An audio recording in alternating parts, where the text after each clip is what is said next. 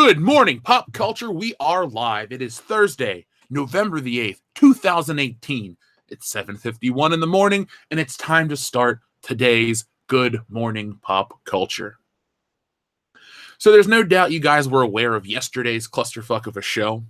Well, to be fair, the show was fine. What happened was there was a YouTube glitch, and we had, 200 thumbs up while 4 people watched. So it was a weird discrepancy in the view count, and the whole show just seemed a little bit off. But it had to be a YouTube error because everything's great. But on today's main topic, we're going to be talking about another odd YouTube situation, as well as a bunch of other really, really dumb entertainment choices. So this show has it all. We have crazy outrage, stupid crap people are being offended about from Nintendo, and Star Wars, because it's probably why you subscribe to this channel. And just when you thought there was nothing left to talk about, well, people still can't let go of The Force Awakens. So we have tons and tons to talk about this morning. I apologize that I'm a little late. I wanted to check the weather, and then I heard about this thing out in California, so I was like watching that and trying to get all the information before social media blows up and it turns into this and that. I just wanted to know, at least from a fairly reputable source, my local Fox affiliate, Fox 19, no relation to the news, just to see what was going on. And yeah, so that is why I'm a few minutes late. I apologize in advance. So good morning to everyone here on the channel. We're doing well. We're almost to our 200 viewer mark. Well, not quite, 86, but I can't complain. That's more than we saw yesterday for 90% of the show. So I'm getting ready to, after this, I'm going to work on a video about Ivan Ortega's edit, because that thing is catching fire, and I've been a friend of Ivan's, and I'm just trying to do my part to hopefully get him more traction. He doesn't really need my help at this point, but I still want to be like, hey, guys, for those who haven't checked it out, check out the Ivan Ortega edit, because there's a lot of people out there that subscribe to my channel that may not even watch the High Council or any of the other videos. So I want to check that out. I heard it's great. I'm excited for Ivan. He deserves all the success he's going to get.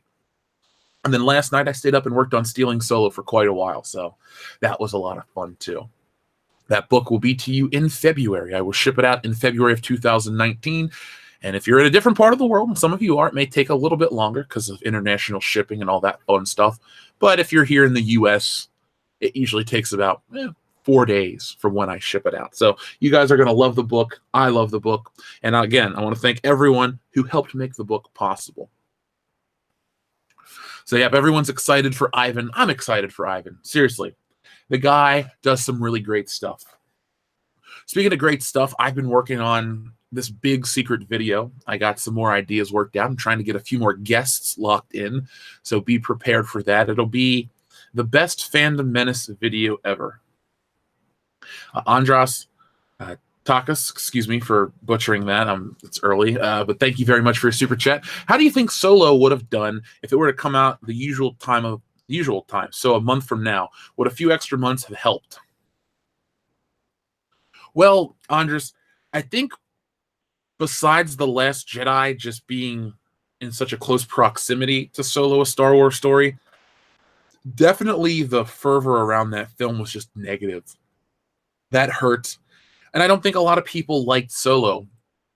Or, excuse me, a lot of people liked The Last Jedi, so they skipped that one, because not everyone knows that it's an anthology film. They say, Han Solo, he's Star Wars. I didn't like the last Star Wars. Isn't he dead? Too many questions pop up and arise, and it causes a little discrepancy.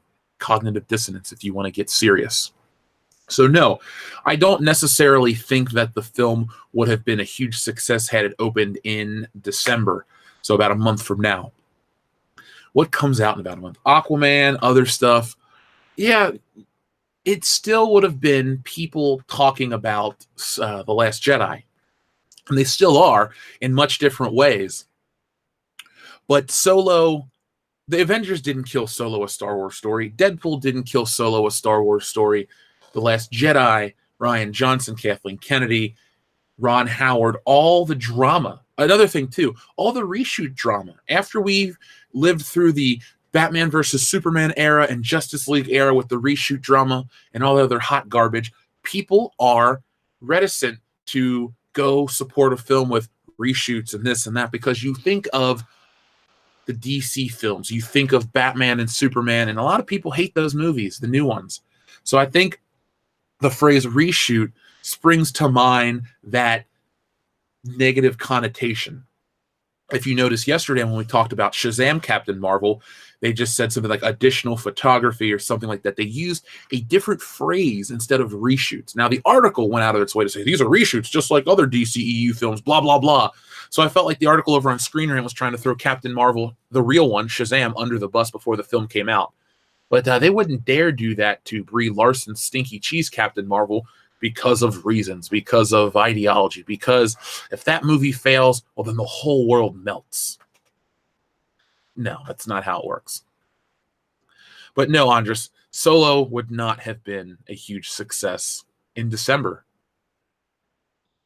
What would the hype and anticipation have been? It's funny you brought that up because they're still talking about Solo and his last name. They're trying to add validity. Oh, he's Solo against the Empire. He's this, he's that. No. Again, when you take these legacy characters and you try to mold them, any legacy character, this is part of my Culture War series that's coming down the pipe fairly soon. When you take these old characters and you try to re-envision them, you are already lost because these old characters don't need to be reimagined, re-envisioned. They've been around for decades. In Han Solo's case, he'd been out for 41 years. Only Harrison Ford, only in 3 movies, only remembered, 4 eventually, but only remembered a certain way. When you change something so basic yet intrinsic to his character, like his name, you turn people off. I mean, every news story that came out about Solo, a Star Wars story, was just shittier and shittier and shittier. And even people like Scott Mendelsohn acquiesced and thought, it's going to flop, it's this, it's that, whatever. And he tried to blame it on other things outside of the movie itself. Like I've said before, Disney either has power or nude photos of these people or something, but no one can say a bad thing about Disney. It's like, hey, I don't care that the world is burning. I personally welcome our corporate overlords. That's what I get when I read these shilly articles. So we don't have a lot of positivity going into this thing, but when you change his name was Han Solo. Well, no, it's just Han and he's Solo, and that's how that kind of stuff is dumb because it adds a layer to the character that doesn't need. It's like a joke. He told the world's greatest joke, but then you added one more beat to it, and you're You see, the punchline was great. Everybody laughed. Everybody loved it. People acknowledged it as one of the greatest of all time. But you add your little bitty bump onto it, and it just doesn't work. And that is where that movie came from. It just didn't work. People say, oh, it was so great to see Darth Maul again. Was it, though? Was it? And how come these people didn't blow up online when Ray Park was made fun of for looking fat and terrible? Oh, because it doesn't fit the narrative. But we probably won't hear about it being Russian bots in the future. But we had to for Rose Tico. So in a roundabout way, no. But they need to stop taking original characters and reimagining them.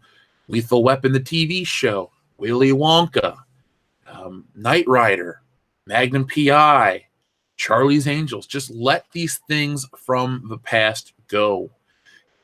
It's really easy to make new stuff, but it requires some originality and writers that don't drink the same shitty Starbucks drink and wear a scarf in California. Those kind of people, they can do what they want in their lives, but I don't think they're right for the job. And that is not soy bashing. That's my new phrase, soy bashing. That's not soy bashing. What that is that's being realistic. Just because we believe the same thing, it doesn't mean that you and I should have the same job. You shouldn't work with me. So we are 4 viewers away from our magical number of 200. It's getting excited. It's getting exciting. 2 more. Come on, TV. Give me some of that sweet, sweet pep. One more. And there we are. Okay, so let's start today's main topic. I don't have a beautiful, gaudy image, but Jeremy from Geeks and Gamers yesterday sent me a tweet. One thing you guys got to understand is he's a good dude. He's got everybody's back.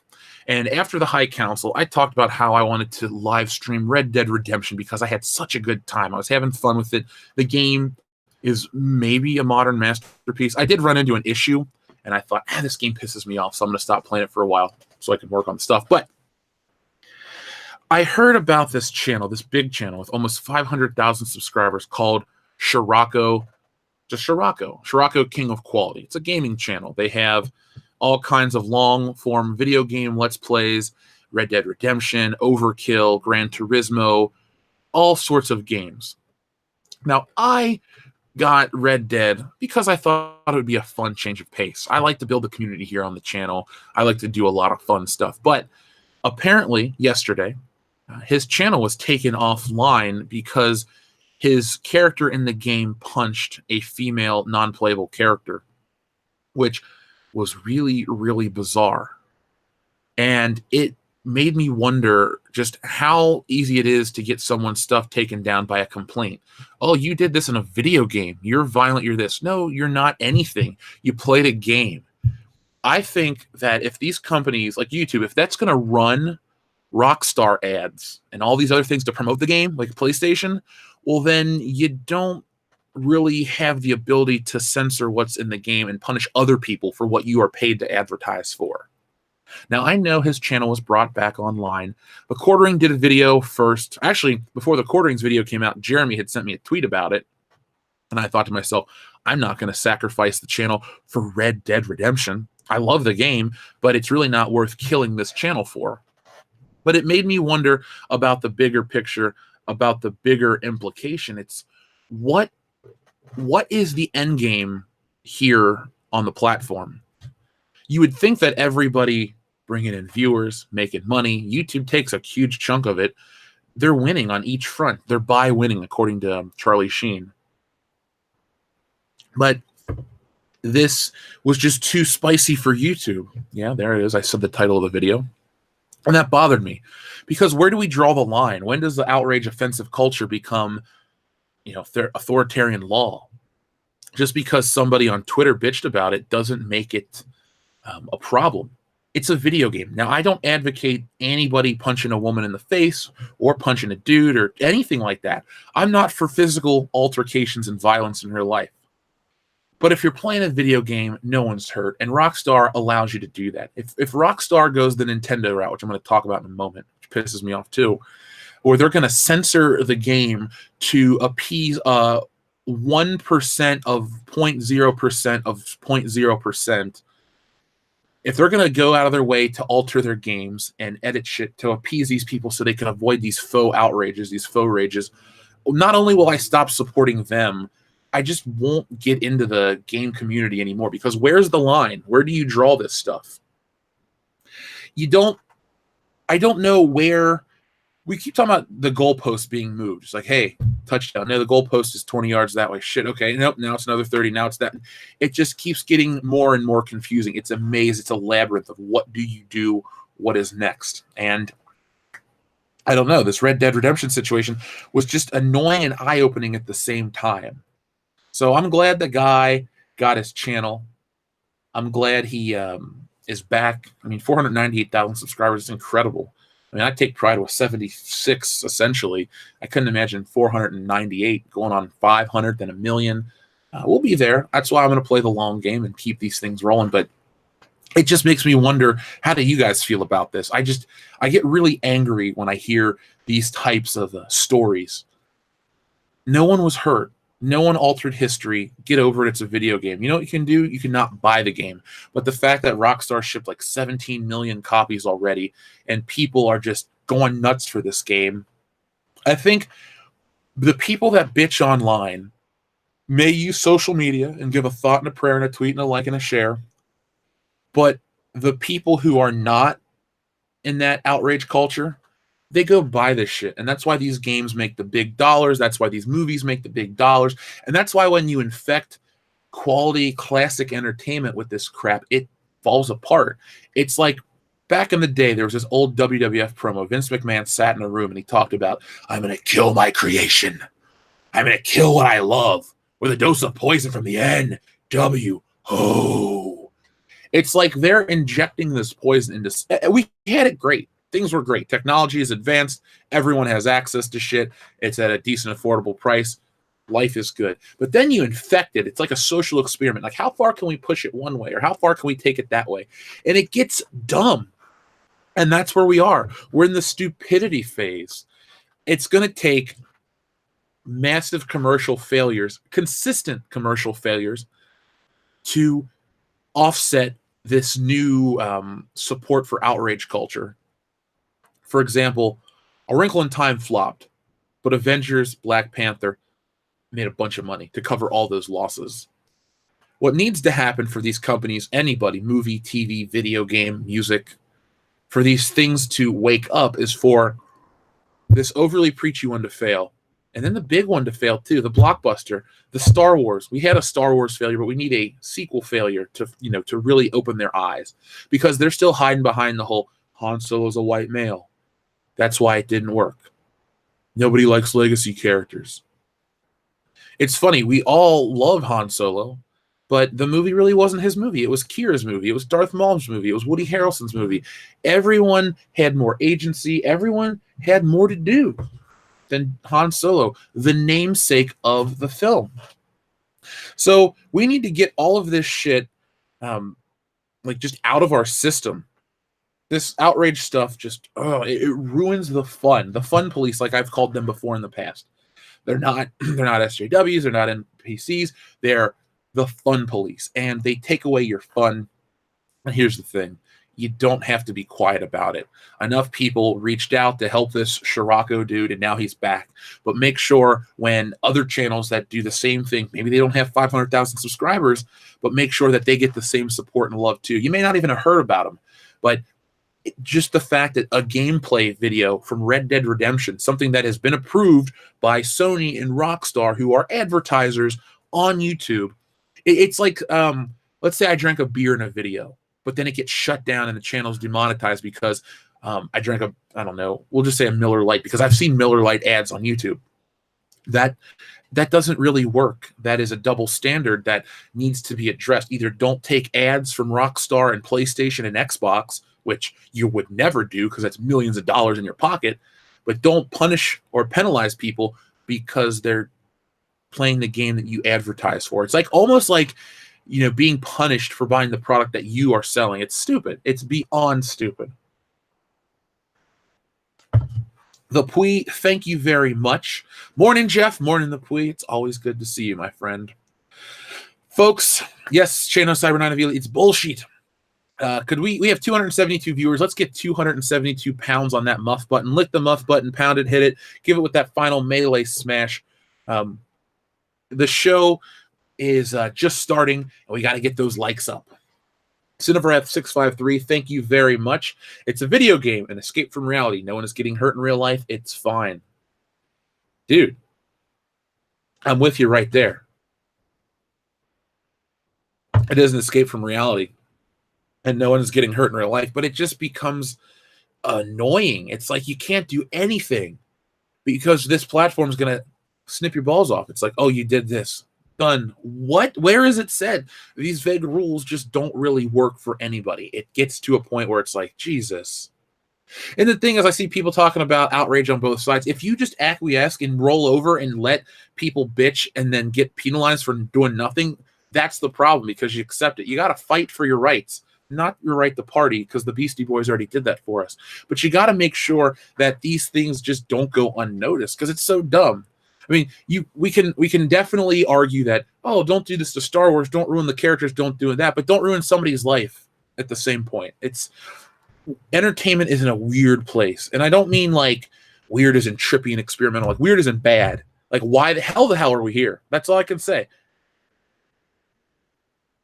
But yeah, Cinevereth653, I think it's fine. I don't really find, my game, like I accidentally killed my horse yesterday, and I was kind of sad for a minute. I was like, man, I really leveled up that horse. I was growing attached to it. That thing would always come to me instantly. And now I have a different horse. I just don't like it as much. The horse is shitty. But, I'm not going to go ride my horse in front of a train. I did it in the video game by mistake because I pressed triangle too many times. But that would be tantamount to accusing me of animal abuse because I accidentally, killed my horse. Or, for example, I went bear hunting without a license or something. In today's world, that'd be a different issue. But in this digital world, it's a non-issue. I'm sitting in an office. No one's being hurt. This isn't the real world. I spent my money on a product, and I should be able to enjoy it and use all the features of this PlayStation without any ramifications, because it's put on there. It's approved by YouTube. They allow these things. These games are cool. That shit ain't AO. If it's AO, they need to take out the streaming function. But until then, stop. I didn't know the new Nutcracker movie was a failure. I have to look into it. Let's see. Cesario Japan, thank you very, very much for generous super chat. Shirako got deplatformed by Vice's motherboard with an article. Cue the NPCs reporting, and a rogue employee shut down the channel. Glad the gaming community got involved and called out the BS. I didn't realize it was a rogue employee that shut down the channel. The information, the news, we know how it happened, but that doesn't make it acceptable or good. And you can always be thankful that the community rallied around everybody. That is a good, reassuring thing. The Fandom Menace is a good, strong community, and the gaming community is strong. Like I said yesterday in our Diablo discussion, you don't really mess with the gaming community. That is not the group of people to screw with. It's a big community, obviously tons of people, but they will make the time. If they're dedicated to something, they get attached to it. They will make sure that you can't take it away from them. I mean, if you were to, for example, enough people complained online about the lack of historical accuracy with Battlefield 5. Like, doesn't that come out next week and nobody's talking about it? We're still talking about Red Dead Redemption. They'll say, oh, we moved it because we want to be able to compete with Red Dead, but you're not. And then Call of Duty comes out. Battlefield is a lost cause. That is a $39 game, by Christmas or something. People just aren't going to buy into that one hook, line, and sinker. It'll have some fans because nothing sells 0 copies. It'll have some fans, but it won't be the hit. And just, going out of your way to antagonize your paying customers just never works. That must be the new cool thing to do in the tech world and the entertainment world. Oh, they get together and they think, what can we do to piss off our fan base? They'll use it under the guise of how are we going to expand our brand and how are we going to reach new audiences. But I don't really think you need to worry about that as much as you need to worry about making a good game. Because let's say we'll use my friend Phil for an example. Phil's a hardcore gamer. If you put out good games, he'll buy different genres. He'll buy Battlefront. He'll buy Battlefield. He'll buy this. He'll buy that. If you start to alter it and make it stupid and take out the quality gameplay and add in bad rhetoric, then he's like, no. So then he takes your game off of his list and goes somewhere else. It's just a dumb world we live in right now. It's a dumb world we live in right now. So for a moment, let's talk about a couple things that aren't dumb. First off, this episode of Good Morning Pop Culture is brought to you by T. Allen Diaz's Lunatic City series. Take a walk. Sorry. That is, take a walk on the wild side. I'm trying to memorize these. But T. Allen Diaz's Lunatic City series, down in the link, as well as the Galaxy Ascendant series by Yakov Merkin. And you're going to be hearing from our friend Yakov Merkin this weekend during our military live stream. So, folks, Saturday night, 8 p.m. Eastern Standard Time here on the channel. If you've reached out to me and I've responded, you're on. If you've reached out and I've yet to respond, I will get back with you today. I'm looking forward to that. It's going to be a lot of fun. We can talk about whatever you guys want in the entertainment world. I'll only have a few questions, and we'll let this thing go naturally and organically.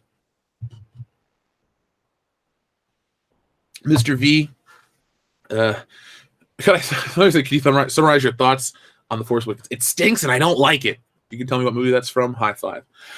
Mr. V, though, with your super chat, thank you very much. The NPCs aren't able to have fun, so they have to destroy it for the rest of us. Misery likes company. P.S. Did you get the mail, Jeff? Mr. V, I have not checked the P.O. box yet. I will go. Maybe I'll go today. I'm kind of sidetracked. But I do need to go and check that. And once I get stuff, I will make a video about it. Or we'll talk about it on Good Morning Pop Culture. But everyone will see what was sent in, and everyone will get their thank you because I appreciate that. The P.O. Box is going to be a lot of fun. I'm excited to see what comes in the mail. It gives you guys more access to us because we are, based in different parts of the country, and a lot of our listeners are in different parts of the world. We have some Filipino listeners, some European listeners. So Cool. It's just a way to help everyone else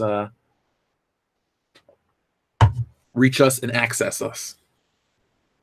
Well, don't be too tempted to get a Switch just to play Smash Brothers, because let me talk about something that really pissed me off. So Smash Bros. Ultimate. I'll just show you guys an image of this to give you something to look at. So here is some bullshit. No thanks. I'll keep my ad blocker on, Eurogamer. You're not innocent, any of this. So let's have a good laugh. Or maybe an eye roll. You guys can tell me your thoughts on this. Nintendo to remove Native American references in Super Smash Bros. Ultimate. This does not represent our company values today. So now Mr. Game & Watch is offensive. Nintendo has pledged it will make changes to Super Smash Bros. Ultimate after an outcry surrounding Native American character designs in the game. The designs center on Mr. Game & Watch, a retro-themed character from Nintendo's old LCD game handhelds. One of the character's moveset references Fire Attack, a 1982 cowboy game where you defend a wooden fort from screaming Native Americans wielding burning torches and wore feathers in their hair. The same design can be seen in separate spirit characters within the game.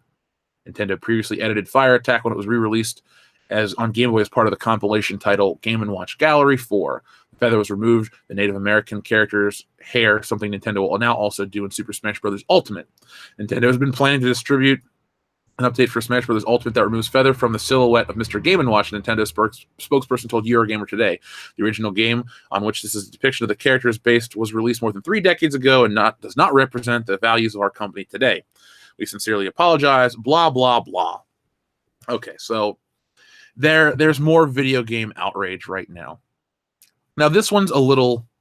oh, the email. No, I haven't checked the email yet, Mr. V. I haven't checked it out. Alpha Tyranima, thank you very much for your super chat. Where were they when they ruined Turok? Quiet, quiet, quiet. Because Turok isn't going to make a bunch of money. See, the big successful things that make money, people always try to lump controversy on to bring down and tear down the successful things. It's easy to glom on because you want to elevate yourself. You want the popularity. You want the fame. But you're not that good. So what do you do to get it, to get your cause out there? You bitch and complain about the biggest thing. Smash Bros. Ultimate is going to be one of the biggest games of the year. I mean, it's not going to outdo Red Dead Redemption. That's a multi-console game. It's already the biggest thing of all time. Smash Bros. Will be a hit. A lot of people will buy the system for it. I got a little Switch sitting here. I'm going to play the game eventually. But it was, I guess it's now cool to be outraged. I don't follow sports teams. I don't know about what they're doing with the Cleveland Indians or anything like that. I know the one thing I did hear this year is that when the Cleveland Indians went to play in Canada, they wore a different uniform or something like that. It's not to offend the sensible Canadians. I mean, they're all high anyway, so who gives a shit? Now, I'm pretty sure that this was different in the American release anyway, but Nintendo made a valid point. This is something that was released 30 years ago. And if anyone were to get mad, I don't usually go to defend a big company because they're a billion-dollar company. They can kiss my ass. But Nintendo really has done nothing wrong in this case. This is just an old character that they dug up because they're trying to make it accurate to what came before. So unless these crazy fun police people can go back in time and make sure that Mr. Game & Watch from Fire Attack 4 isn't offensive, well, then I don't really think there's much you can or should do. It's just a reflection. I don't think this is actually a negative stereotype being promoted. Look at Peter Pan. You know what? If Nintendo takes this out, then Disney needs to remake Peter Pan, the animated one, and reanimate all the Indians and all the red skin out of there because that's offensive. See, when one place does it, or one place does one thing, they're held accountable for a different thing. There's no level that everyone's being held to the same. So this is just annoying to me, not because I like stereotypes of Native Americans or Indians or however they want to phrase it in the game article. I don't, I guess the only one that I enjoy would be like a John Redcorn from King of the Hill, and he's actually not a bad character. He's a fleshed out character with depth. He lost his land. His son's being raised by somebody else. There's a lot more going on in King of the Hill than people want to give it credit for. I talked about that yesterday. So, folks, when I talk about certain topics, make sure you go back and listen to each day's Good Morning Pop Culture as you can at your convenience. I understand there are time holes, but I do the show for the hundreds and hundreds of people that show up every morning. And I do other videos too, like the Ryan Johnson is too stupid for Star Wars. I had a lot of people reach out and tell me they enjoyed that on my personal Facebook page, which was nice to hear. I even heard from Anna, that Star Wars girl. So let's see what people are saying about this. Demogeny, annoying. I am of Native American descent. Mr. Game & Watch is fine. Yeah, I am too, and I don't care about this stuff. I don't really talk about that on air, but Demogeny, it's a video game that is not promoting anything, not saying anything bad about Native Americans at all. It's Nintendo. It's a 3-second move. I hate Mr. Game & Watch because he's shitty to play. You know what they should do? They should censor the one where he's flipping the sausages because it looks like he's cooking little dicks or something. Why not just get rid of the character? He's a completely black character. He's a silhouette. He's offensive. You see how stupid these people sound, how dumb it sounds when I say it too? It gets out of hand. It's gotten out of hand. Hugely out of hand. Cesare Japan, thank you very much. How pathetic to be outraged over 2 frames of pixels. Don't worry, Albedo. I saw your message. I'm gonna respond to your super chat in just a moment. Yeah, it is pathetic to be outraged by this shit. It's an E for everyone game or a T for teen game that kids are gonna play. It's Smash Brothers. It's not when Link hits you with a sword. There's no blood.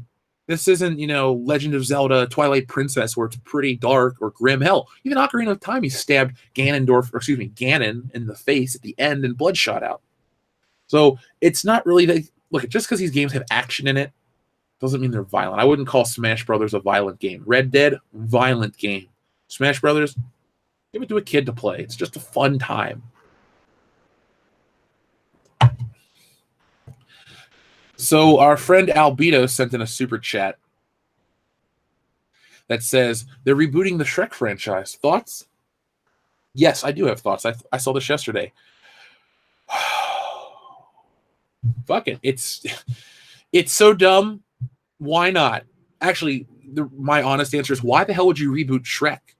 I don't love any of them besides the first Shrek, but everyone that's in Shrek is alive. Mike Myers, Eddie Murphy, Cameron Diaz, Antonio Banderas, John Lithgow. They're all alive and okay. Why would you reboot it? Shrek is maybe not my favorite character, but he's a big cultural icon. Those movies made billions of dollars. They caught on. People know the voice. People love the character.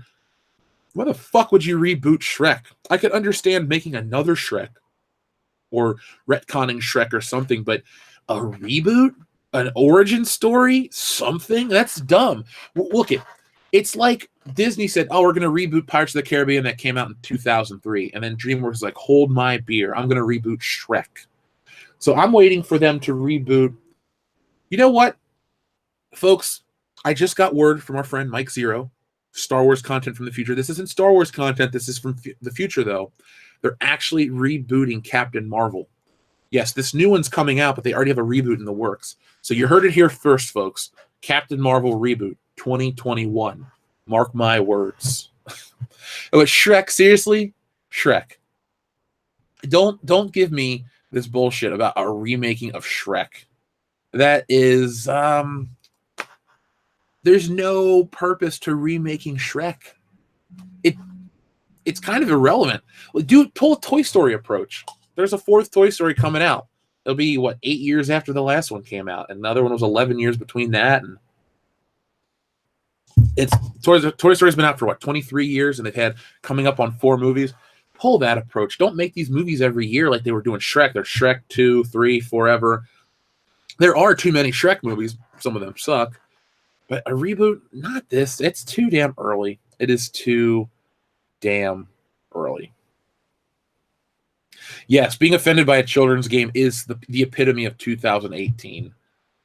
I think, we should do here on the channel, we're going to do a dumbest offensive news story of the year. Or basically what you guys do is we'll make a poll, and we'll do an awards for the dumbest news stories of the year in the entertainment world. Could it be Smilegate from Brie Larson, or the Russian bots from Ryan Johnson, the Smash Brothers story, the Shrek reboot? Who knows? You guys can determine what the most stupid news story of the year is. We'll do that on our end of the year episode in December. Just remind me to do that. It'll be a fun little way, and we'll give out awards and shit like that. We'll find out if Nintendo has a PO box, and we'll send them their bullshitty award.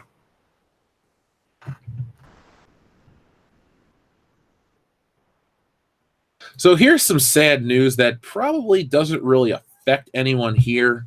It is entertainment related. I am kind of bothered by this because I thought these other two movies were damn good. And I'll even go out of my way to say that the second film was good. A lot of people don't want to say that. That's fine. You don't have to agree with me on everything. The fact that you're here is good enough for me. So do me a favor, folks. Take a look at your screen in just a moment. Okay, so here we go.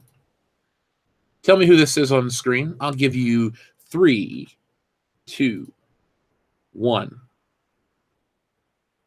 So for those listening in the audio portion of the show, and a lot of people do listen to the audio portion, this is Eggsy from Kingsman, a surprisingly great character out of the last couple of years. Maybe not the world's greatest spy, but a fun character, fun franchise. And today we have found out from IGN that Kingsman 3, Taron Egerton reveals he won't be back as Eggsy. That doesn't mean I won't be back in Kingsman ever again, but he won't be in number 3. So in an interview with Yahoo Movies, Egerton broke the news while discussing his upcoming film Robin Hood. The reason Eggsy may not be in the third film appears to be a narrative choice of the director Matthew Vaughn is taking. Currently, it's not known if other main characters and actors from the previous 2 entries will be absent from the film. I'm not in the next Kingsman, said Egerton. When asked why, he responded, I don't know if I'm allowed to tell you. That doesn't mean I won't be a Kingsman ever again. I was with Matthew as little as a few days ago and spoke to him. We're still very much in business together. It's just that his next journey in the universe doesn't involve me, which I think is sacrilege, he added jokingly. So I'm guessing that they're going to have a female agent be the lead in Kingsman to prove a point. That's what I'm thinking they're going to do. Observer Dude, thank you very, very much for generous super chat. Luke said to Leia in Return of the Jedi, you have that power too, and in time you'll learn to use it as I have. Wasn't that a hint what Episode 7 would be about, seeing Leia become a Jedi Knight? Well, Observer Dude, it was. But let's jump back one movie to Empire Strikes Back to squash it, if you will. When Yoda goes, no, there is another, it was never meant to be strictly Princess Leia. There's an interview with Lucas. You guys just got to find it, where he says, I had that in there so the audience would think that Luke could fail. That's it. Yeah, I could see maybe people would think that, but the EU that existed before, which they wiped out stupidly, wasn't about Princess Leia becoming a Jedi Knight. And the gap between Episode 6 and 7, I mean, would you really want to watch a 55-year-old woman trained to be a Jedi Knight? Unless you're going to have a sweet montage. I don't see how that would entertain people. Now, they said, hold my beer. Again, that joke is used today. And they gave us Rey, who has no training, but beats the villain and is undeserving of anything because she didn't achieve it. I always thought of Leia having the Force, like being Force sensitive, but never training, leaving that for the kids. She was involved with politics, and she was a good shot and, used the Force in other ways. Maybe she took it. Then again, though, too, that line, Observer Dude, could mean absolutely nothing, because remember when Luke goes, do you remember your mother, your real mother? Only images, so sad, blah, blah, blah. I was very young. How the fuck are you going to remember when you were born? That's some bullshit right there. So there are a lot of inconsistencies, even through the Lucas movies, that if you read too deeply, look, I love Star Wars, but if you read too deeply into everything, all the parts of the lore, there are just logical gaps and plot holes. Certain things don't make sense. Certain things are weird, like the whole siblings thing. When you go that route for Star Wars and you try to analytically break down everything, it doesn't work. Very few movies can be analyzed on that level of scrutiny and still hold up. Trying to think. I have a Back to the Future DeLorean sitting next to me. I think Back to the Future is a more consistent trilogy than Star Wars. And you're thinking, but Jeff, there's a different actress that plays Jennifer. Oh yeah, I get that. But other than that, it's pretty. Put it like this: it's a seaworthy ship. It may not be 100% watertight, but I can use it to cross the river to go to the airport. But I wouldn't have liked to seen Leia as a Jedi. Everyone a Jedi, a Jedi, a Jedi. It's Return of the Jedi. Yep, Jedi's plural. But I like to think of it as Anakin returns, dies, and then Luke is the next generation of Jedi, off to train the next generation. I mean, Leia has political pull. Who's going to run the Senate? Well, the Senate's been dissolved by the Emperor in the first film. I get that. But who's going to help control the rebellion and do this stuff? We've seen her in leadership roles in the old films. Remember, she gave the briefing on Hoth right before they went off to fight. Fine. We saw Mon Mothma was in charge of the rebellion at the end of Return of the Jedi. I always assumed, and this could be wrong, but you guys tell me what you thought was going to happen. I thought that they would clean up the remnants of the Empire. Leia would be in politics. Han would kind of do his strike force missions, help clean up, do what he does. And Luke's off becoming a Jedi, a better Jedi, searching the galaxy for the Jedi journals or this or that, or training or finding force-sensitive people across the galaxy to create a new Jedi Order. Isn't that a book? But I never once thought Leia would be at home training. Maybe she could communicate with Luke through the Force, or, use it to help her guide a blaster bolt or something, but never as a Jedi. But that's just me, observer, dude. That's just me. And yes, Kingsman is more James Bond than James Bond. I fucking loved Kingsman too, especially the opening with the Prince song. It was fun. Guys, do you remember fun in movies? I vaguely remember fun, but it's there when you look for it. And don't always listen to the critics. I bet you Venom's fun. Stupid fun. I didn't see it, but I bet you there's some fun there. Maybe I'm missing out. Halloween was not fun. It was an exercise in bullshit, and it was the Force Awakens of horror movies. Eddie Max of Andor, thank you very, very much. Being an 80s kid, I'm very excited about Creed 2. How about y'all? I technically was born in the 80s, 1988. I grew up liking Rocky movies. I like the concept of Creed. I don't dislike. I'm not a Michael B. Jordan fan, but he was good as Killmonger because he died, honestly. That's why I liked it. But I've seen the trailer for Creed 2. Like I said on other videos, when you can get in that kind of shape for a movie, I got nothing but respect for you because I know how hard that shit is. That's dedication. And it's exciting to see old characters be continued in a logical way. Like Rocky had cancer and all this other stuff. So I can't say I'm very excited for the movie.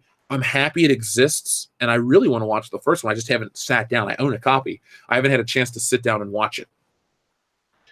But those are the things that I'm fine with because they didn't reboot Rocky.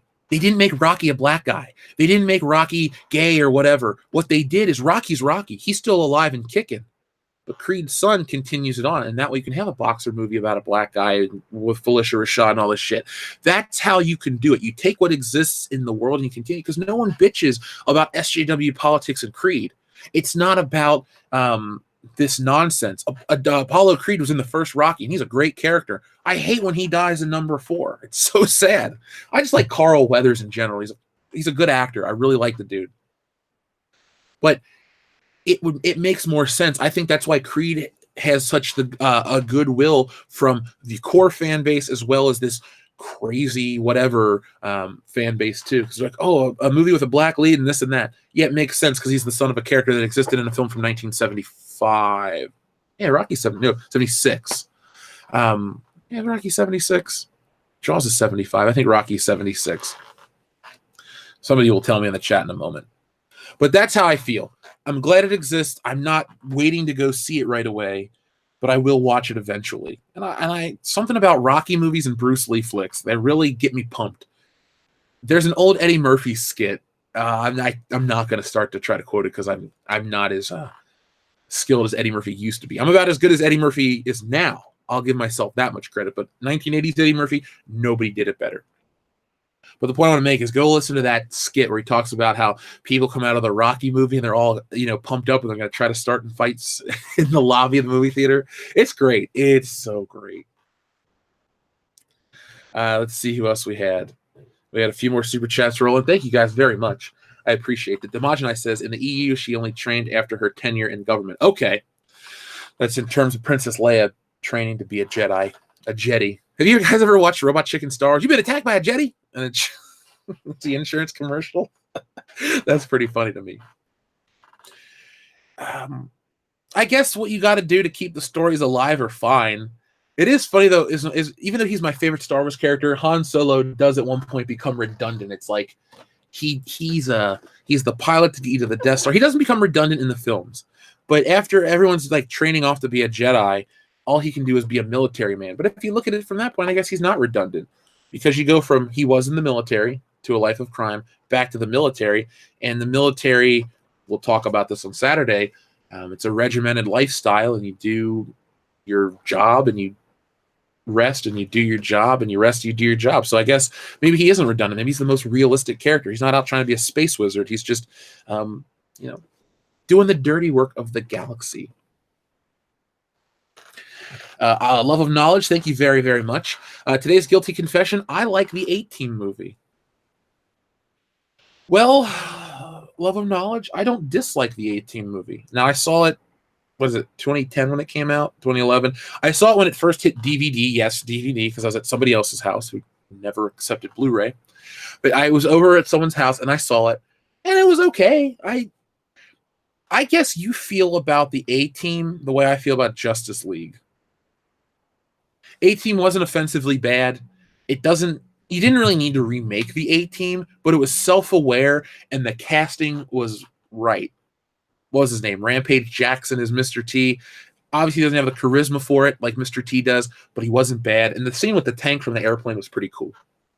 So, Love of Knowledge, that's your guilty confession for today. I'm looking forward to the next one. I want to see how crazy these can get. I love guilty confessions. I'm trying to think of a guilty confession. Oh, here's a guilty confession for me. I thought Fantastic Four 2 was cool when I first saw it. I don't feel that way anymore, but back then I was like, man, this movie's cool. That and Spider-Man 3, 2007, great superhero movies. Oh, God. 2018 Jeff would really want to punch 2007 Jeff. Todd Rector, thank you very much for your super chat. What Batman 89 figure would you recommend? Well, Todd Rector, if price is no object, go for the Hot Toys, but that's like $500. So if you're willing to drop $500 on a Michael Keaton Hot Toys Batman, well, then you go do that. I'm going to show you guys. Michael Keaton Batman Hot Toys. This is the one I have. I got it as a Christmas gift in 2012. It's $500 now. It wasn't. It was $229 when it came out. But yeah, I recommend you guys, or Todd Rector, if you want one, go for this one right here. It's easy to find. If you're going to drop the bucks, you're going to love it. It's really great. I got to dust mine off. Literally dusted. I think I'm going to put him back in the shipping container. I don't want anything to happen to it. But there you go, Todd Rector. That is my recommendation for you. Michael Keaton Batman from Hot Toys. It is the best. The best. By the way, I see a lot of people are talking about Star Trek in the chat. Doomcock will be on tonight's World Class Bullshitters. This weekend is Dion's birthday. He's out of town, so he will not be on the show, which is fine. It's your birthday, man. I don't expect... The guys and I work really hard for the stuff, the show. But when it comes to a birthday or something or a family event, go take care of your life. I'm the one that'll put my shit on hold to do the show. I don't expect them to. So tonight, be prepared for Doomcock and Star Trek and all kinds of fun stuff. Have your questions ready for Doomcock.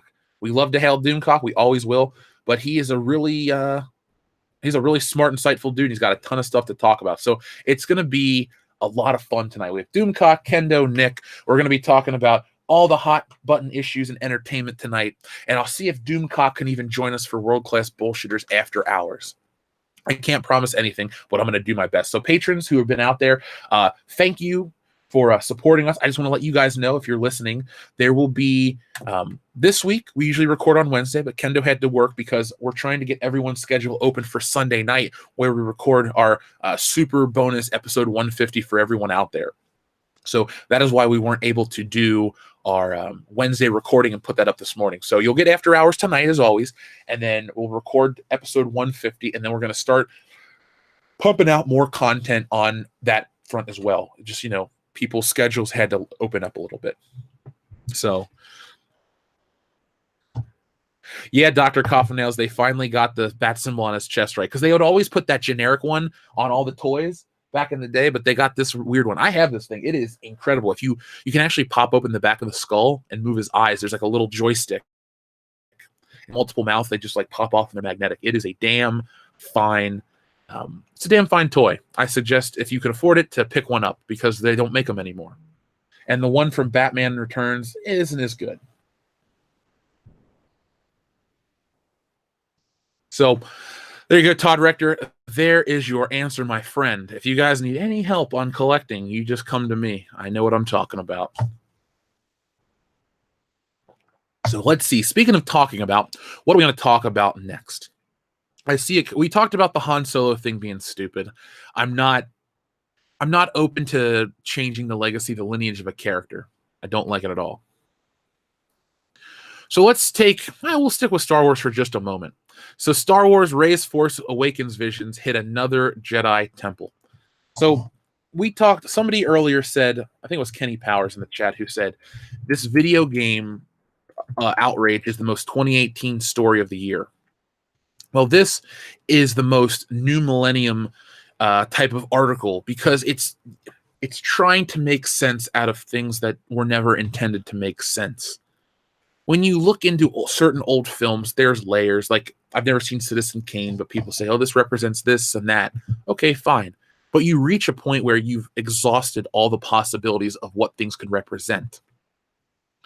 Then we're here in 2018 talking about a movie from 2015, a 3-second flash. Look, guys, article writer, people out there that love The Force Awakens, first off, you're wrong. It's terrible. And yeah, I'm just being that guy right now. But in all seriousness, this trilogy had no overarching ideas, no plans. It was the most poorly laid out trilogy in the history of film. And you're thinking, Jeff, that sounds kind of harsh, but I'm not wrong. What other trilogy feels so disjointed?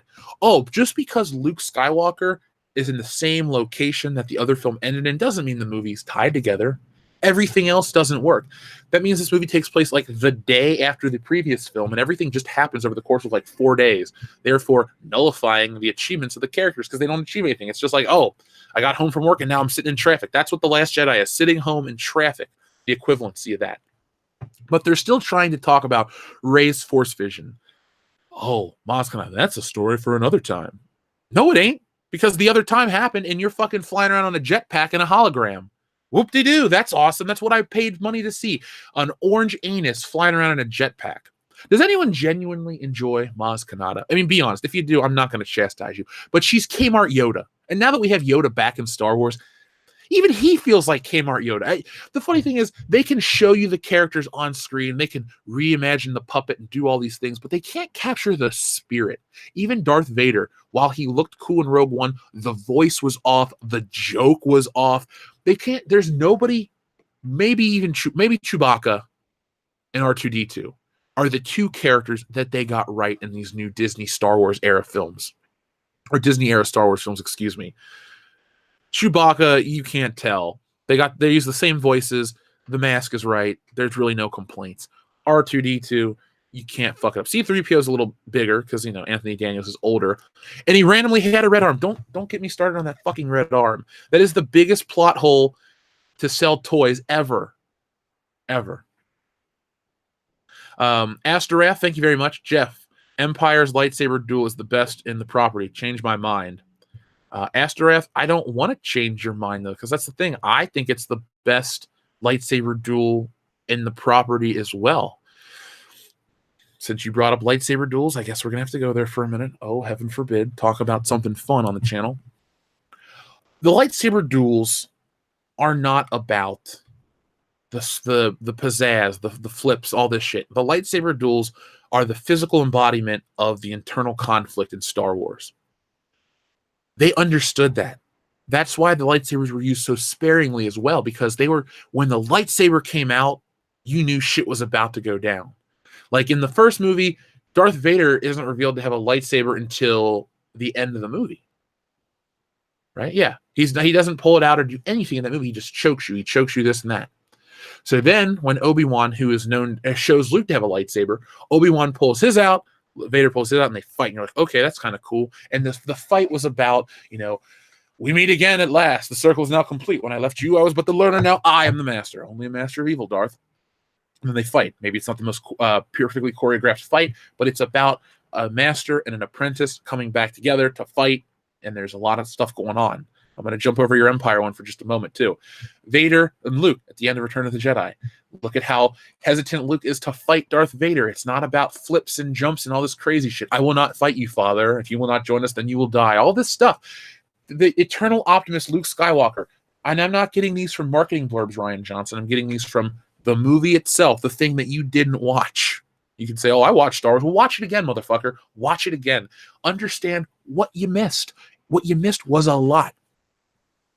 But when you get to the Empire Strikes Back one, which I do think, Astrath, is the best lightsaber duel, it has a couple different layers of what's going on in it. First off, it's Luke in his first duel versus Vader.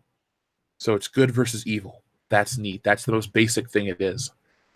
Then the more you watch it, you learn Darth Vader's toying with Luke. Luke is trying so hard, and at times he almost reaches greatness, but he's not skilled and honed in enough. So Vader just toys with him, and eventually he disarms him, literally. But there's so much going on, and I just love how it elevates, and it changes location, too. Like the other two lightsaber duels, the one's in a hallway, and the other one in Return of the Jedi is in a throne room for the Emperor to watch. When you get to the Empire Strikes Back one, it starts on the platform at the freezing chamber, then Luke jumps. He kicks Vader off after becoming a little more aggressive. Then Vader hides and Luke looks for him. And then Vader pops out from behind the wall. They fight. Then Vader starts to use the Force and do all this shit to hit him with the boxes. And then eventually the window sucks out Luke and they fight on the catwalk. And there's just so much going on. And you can watch. The cool thing about that lightsaber duel, unlike the other ones, you see the visual damage on Luke. You see his suit get ripped and torn. He has blood. He's been hit, this and that. You watch him wear down. You don't see that in these other Star Wars lightsaber duels, any of them. Maybe in Episode 2, Obi-Wan gets a little cut on his arm. Or, if we want to go the ultimate route, Anakin does get burned alive and turned into a hot dog by the end of Episode 3's lightsaber duel. But those movies are like all about long, drawn-out, overly choreographed things. Empire's lightsaber duel, Astorath, is about emotion and story, and it's the physical embodiment of the conflict. So I don't have to have my mind changed. You and I were already on the same page, the same wavelength.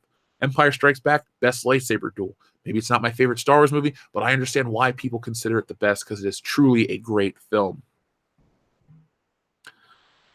So it feels like a lot of people do not like Maz Kanata. Orange anus seems legit. Old anus eyes. Okay, so we're all on the same path. Excuse me, the same wavelength with Maz Kanata.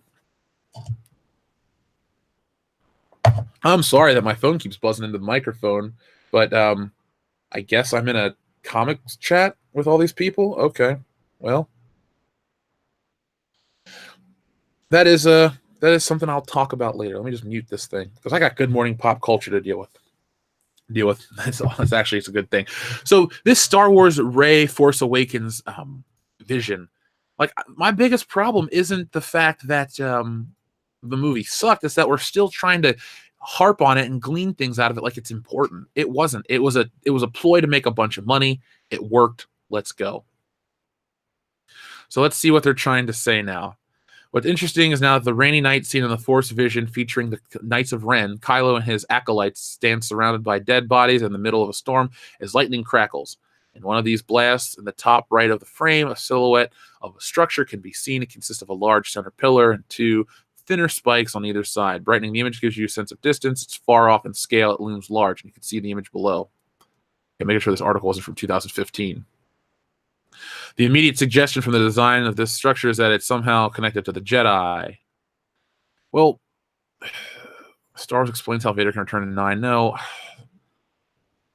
It's weird. I know I'm stopping in the middle of this, but it makes me think. Do they, by trying to bring back Vader and talk about these things that we love from the original trilogy, do they think that's what the fans want? I think the fans can accept when a character dies, as long as the character dies in a good way and we move forward with the franchise. It's like they're stuck on the things that nobody really wants, but they think that's what we want. and they ignore when we actually talk. I mean, we're not getting outraged online and bitching. We're a very well-formed group of individuals. Like when I said, write your letter, be respectful, use your business sense, and people were getting responses back because you did it in the right manner. This, we can bring back this and that. Look, we talked about disjointed children before we got that really good super chat about the lightsaber duels. This whole thing with the Knights of Ren is from a trilogy that never can be. It's like you're watching, Halloween 2, 3, and 4. Michael Myers, something else, Michael Myers. It doesn't really make sense. Now, unlike Halloween 3, The Last Jedi is not an interesting film with cool concepts and ideas. Last Jedi is just garbage. But you took out the Knights of Ren. The thing is, even in The Force Awakens, they never made this guy look cool. It's like, what does Vader do? He kills people. He kills his own men. He, is just this badass, unstoppable force. He can pilot ships. He can do this. What does Kylo Ren do? He screams like a fucking child, and he cuts up a computer. That's his badassness. That is so dumb. JJ, but he's conflicted on the inside. We'll learn more in the future. No. Nothing is guaranteed, not even tomorrow. Give me that story. If you watch the first movie of Star Wars, if there's not another movie, you got a whole complete story, and Vader's cool. We don't wait, 3 years, 4 years, 9 years, a decade to see these characters play out. Their arcs need to take place in one movie to a degree. Like Luke has an overarching story coming from a farm boy to becoming a Jedi Knight. I get that's his overarching thing. But each movie has him accomplish something.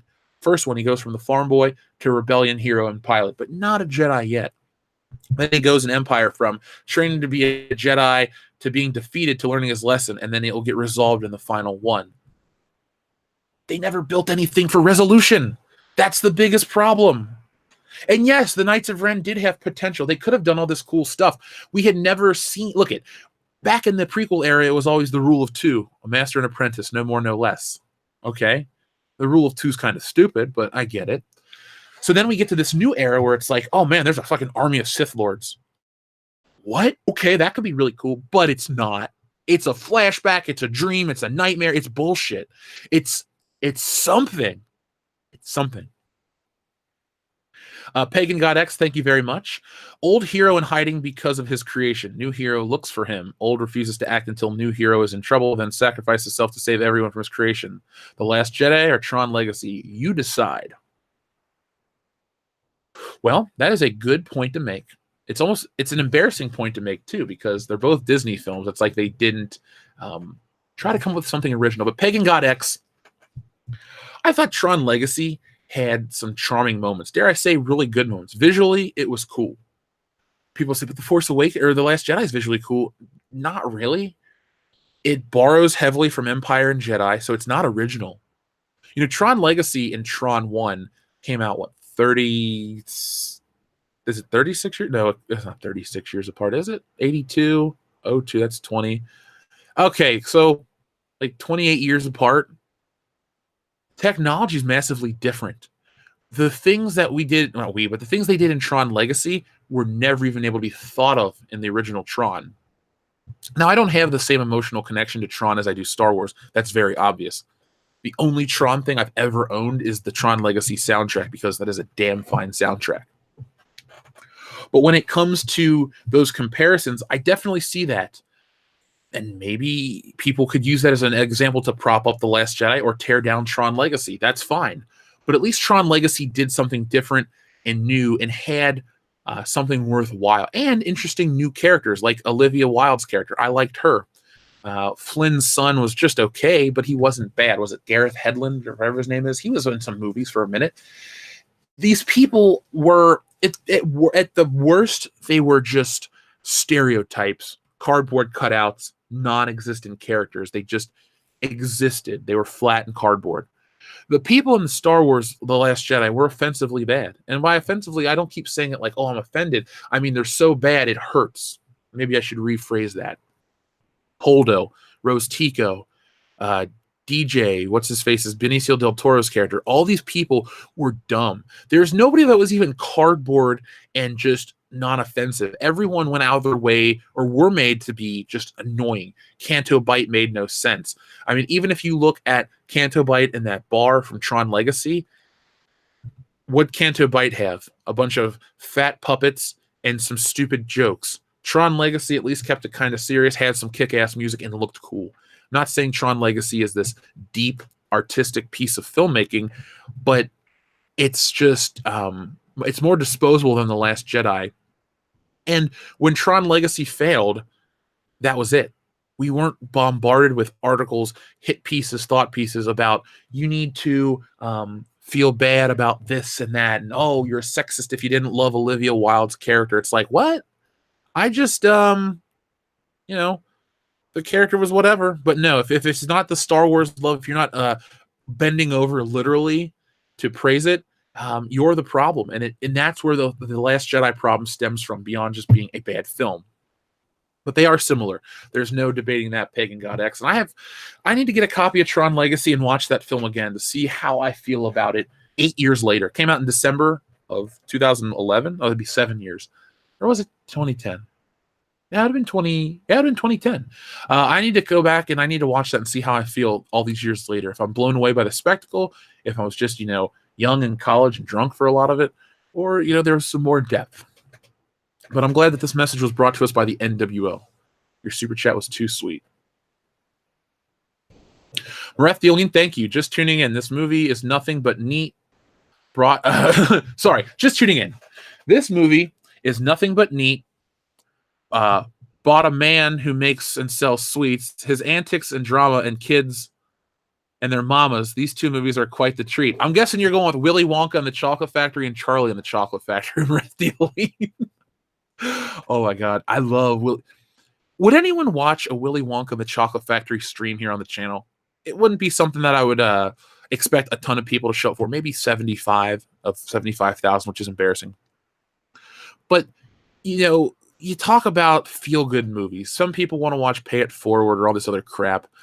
Willy Wonka makes me feel good. It reminds me of being a kid. It was funny. When I was a little kid, my grandma bought me tons of videotapes, and that was one. We used to go to Kmart, and I almost said where the Kmart was. I was like, well, I don't want to say exactly where this Kmart was, but we used to go to this Kmart, and she would buy me a videotape, and once a month. She was pretty cool about stuff like that. And Willy Wonka, I had never seen it. She goes, I think you might like this movie. So I picked it out, and my God, do I love Willy Wonka and the Chocolate Factory. I got it on DVD and VHS. I got to get a Blu-ray of it. But man, the Johnny Depp one was just fucking trash. And I don't dislike Johnny Depp, but I don't love him either. Kind of like Tim Burton. He's done stuff I really like, but overall, he's not in my favorites of anything. But Mareth Dealine, I also owe you another super chat message from yesterday, which I saved. I'm a man of my word. If anybody sends in a message as we go off air, I will screenshot it, and I will do that. By the way, our friend Superfan Adam Shawhan tried to tell me. Superfan Adam Shawhan was just a little early than you. So Mareth Dealine also says, a man in the hat saves a family from attack from giant ugly lizards. If you ask for a clue, it's not number 2, and people get eaten like gizzards. Okay, so giant lizards. I'm going to guess that is Jurassic Park, because was that Dr. Alan Grant is the man in the hat who saves people from attack from giant ugly lizards. Mareth Dealine, I love these because they make me think. And I bet you're at home thinking about them too, like, how can I try to stump Jeff? And you've stumped me before. I'm not unstumpable. I'm not the unstumpable Jeff Hicks, the unbreakable Kimmy Schmidt. That show sucks.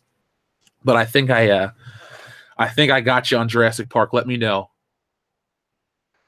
Mareth Dealine also says, yep, that's right. Jeff 1, Good Morning Pop Culture, audience 4. Am I playing against the audience? That's not fair.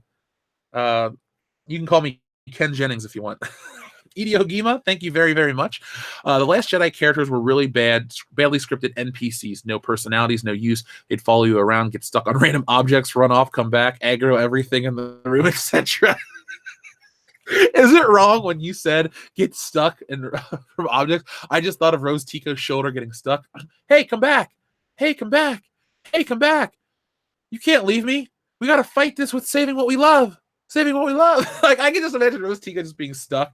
Her, walking motion hasn't stopped, and her arms just clipped into the wall. Or, all those stupid Skyrim, I love the Skyrim glitches. Those were so fun. Like seriously, the Skyrim glitches made me laugh. I used to watch those a lot. Or the Skyrim mods.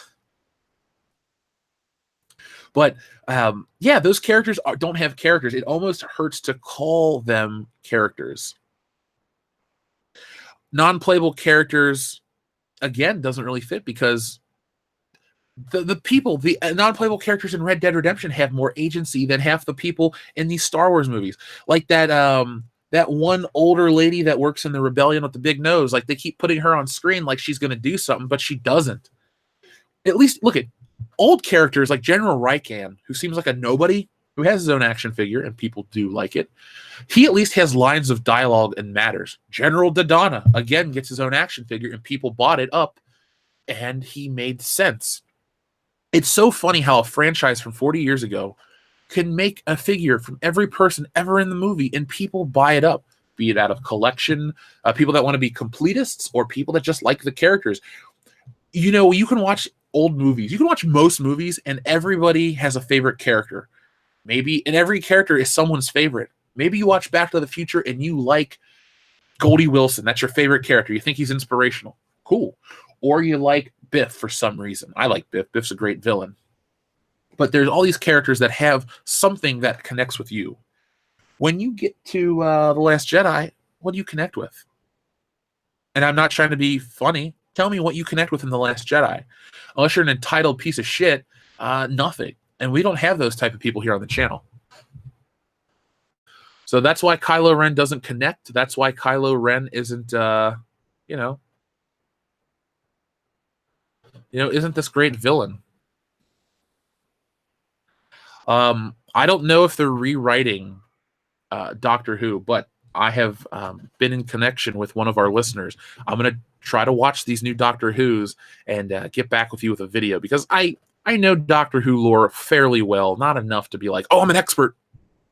But from Eccleston on, and I pretty much picked up and gleaned here and there and read about the regenerations. And I even met the one guy that played Doctor Who, Paul, the one that played him on the TV movie before Eccleston, when Doctor Who was essentially dead. Yeah, Paul McGann, I think is his name.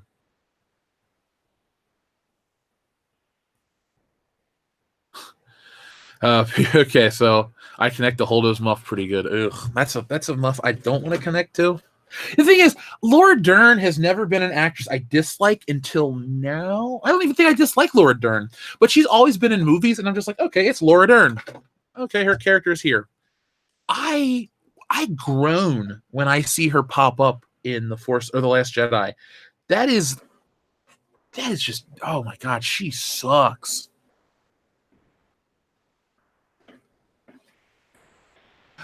Yeah, Amy, you know what's up. Let's see.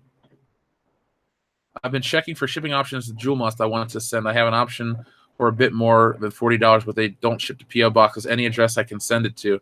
King Eric the 15th. Just shoot me an email to worldclassbs@mail.com.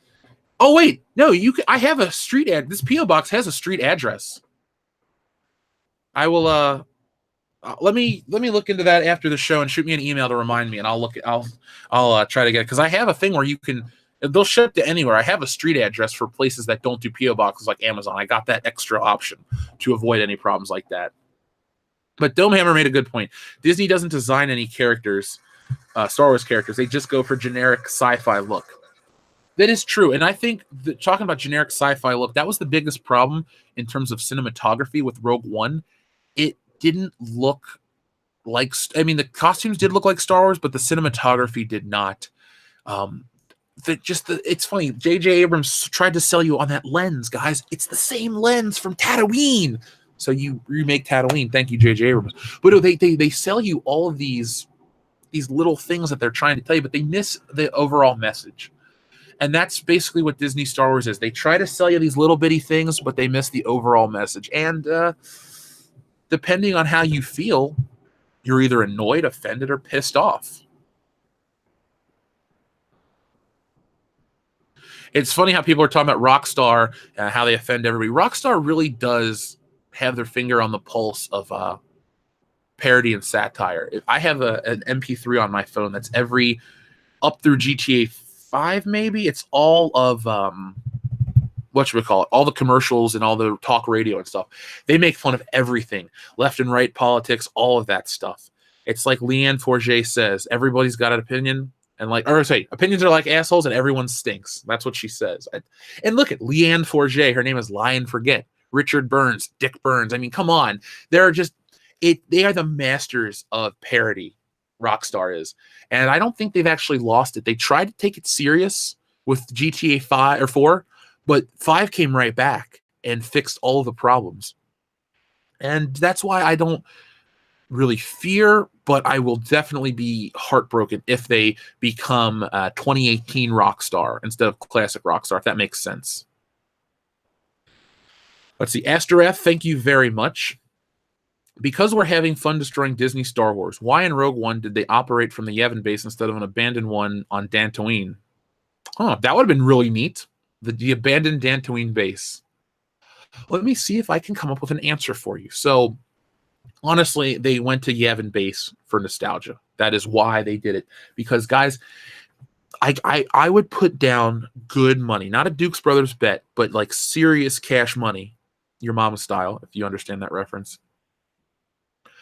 There's a psychologist or some marketing person that understands psychology, and that is why they did certain things. Look at how they shot the Millennium Falcon. That's the same angle from when Luke was training.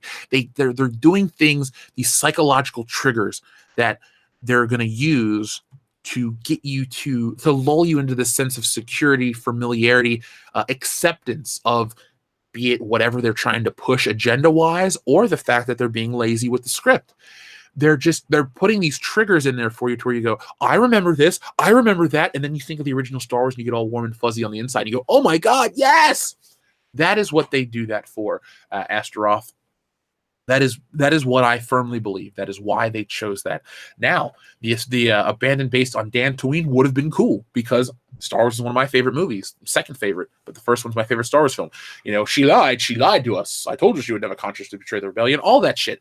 That one line of dialogue could have been turned into something cool, but they went for Yavin because they wanted to evoke nostalgia. It was neat to see, but I didn't like seeing Mon Mothma, if that made sense. I always thought of her. I know she's in Revenge of the Sith, or maybe she's in the deleted scene. But I do like just seeing her in Return of the Jedi. I don't like seeing Mon Calamari characters prior to Return of the Jedi either. I know that sounds dumb, but I don't know. It'd be like hearing the Imperial March, or it is like hearing the Imperial March in Rogue One as well. I don't like it. To me, that's an Empire Strikes Back creation. Don't try to put that with Darth Vader. The Imperial, Darth Vader had a theme song. Well, not Darth Vader personally, but there was an Imperial theme song before the Imperial March. It wasn't as great, but it had its own thing. If you're trying to recreate that magic, recreate the magic. Don't go for, I don't know, you just don't be anachronistic is what I'm trying to get at. But that's it. We are having fun destroying Disney Star Wars because they are destroying it themselves, and we're just picking it apart too. Is anyone out there actually creating good Star Wars content? I mean, Ivan Ortega's Last Jedi edit is probably it. He's taking trash and trying to make gold out of it, and he's doing a good job. But he's a talented editor. Hopefully he gets to work on episode 9. They haven't begun to edit the movie. They're in reshoot, so maybe we can help Ivan score a big job in Hollywood.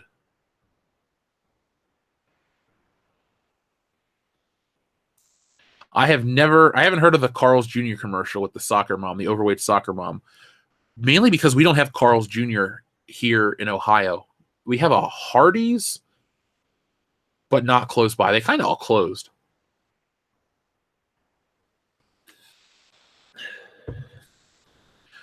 So let's see.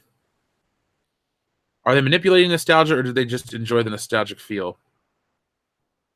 I think they're manipulating it.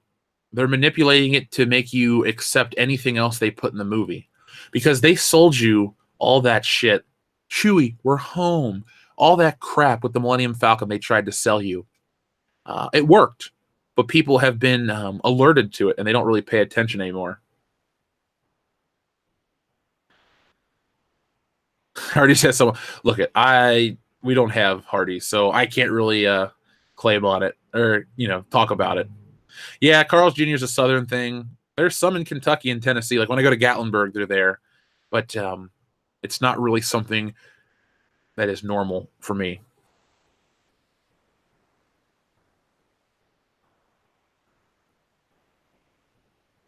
So here's a little bit of fun information about Avengers 4. So Disney started a clock, and I'm not going to, you know, read you that per se, but I think we're like, what, 400 and wait, no, what is it? Fuck. Now that I bring it up, I kind of got to tell you because I mentioned it. I was going to talk about this different article, but let me pull up this Avengers clock and we'll see where we are. Okay, so Marvel Studios launches. So 176 days as of this article. So I know that I'll probably get excited by day, I don't know, 100. There we go. When we get to the final 100 days, I'll start thinking about it. But the Marvel co-president Kevin Feige talks the first 10 years of the MCU. So there's a book coming out that they're trying to promote in this article. But it's funny how these things evolve. I keep talking about, in many ways, the MCU was like the little engine that could. Obviously, you think, well, Marvel's always been a thing, but the MCU, like, go back and look. If Iron Man failed, it wasn't going to be great. They weren't going to be making all these movies. It was really life or death with that first Iron Man flick. And it worked, and it's great, and it's really a life-changing thing for everyone involved. Robert Downey Jr., Kevin Feige, everybody is better off from the success of those movies, except Hollywood. I think Hollywood has suffered from the success of the Avengers because everyone is chasing for that Avengers high, and they forget to do the legwork and put in the time and actually adapt something that people want. So I thought this was pretty interesting that, just for example, they're talking about some of the effect shots and stuff. So Iron Man had 487 shots, but for Avengers Infinity War, they had 3,100 shots. So the way the technology advanced, and Robert Downey Jr. used to wear like a plastic suit from some angles, and then they would CGI on the rest. And the way the filmmaking has evolved over the last 10 years is quite interesting. And I just wanted to read this quote. The culmination of this 10-year story has been a long time coming. Is it good to finally pay things off? And then Kevin Feige said this: yes, we've been teasing Thanos as being the ultimate villain since the Avengers back in 2012. Marvel Comics readers will understand why he deserves that much buildup. He's a very imposing, formidable force. He basically is an eco-terrorist. He wants to eliminate 50% of the universe arbitrarily to save the other 50%. On his home planet of Titan, he notices the overpopulation, blah, blah, blah. It's quite an emotional thing to see that happen. The Avengers lose. The reason I bring this to your attention, guys, is it's all about build. If you can properly build characters, then you have the fan base hooked, wrapped around your little finger. That is why Episode 9, it can be a course correction film. They can tell you every day it's something. Show me, don't tell me in this case. Show me that it's going to be course correction. I want to know that these characters will become actual characters and not ciphers for political agendas. Look, I don't care about a female Jedi. It's not progressive or cool or new. What I care about is her failing. Ahsoka Tano essentially quits at the Clone Wars because they thought she was a traitor. She doesn't just go, oh, it's okay, Master, I understand. She goes, no, I quit, and walks away. That's some character depth. That is cool. I like Ahsoka. She was a good character. I don't love her like Jeremy does, but I enjoy her. She top 10 Star Wars characters? No. She top 50? Yeah, probably top 20 for me. She's somewhere in that list. Rey, Gonk Droid is more in depth than that. Remember the stormtrooper that got shot and fell over in the cell bay in the Death Star? I like him more than Rey. Anybody more than them.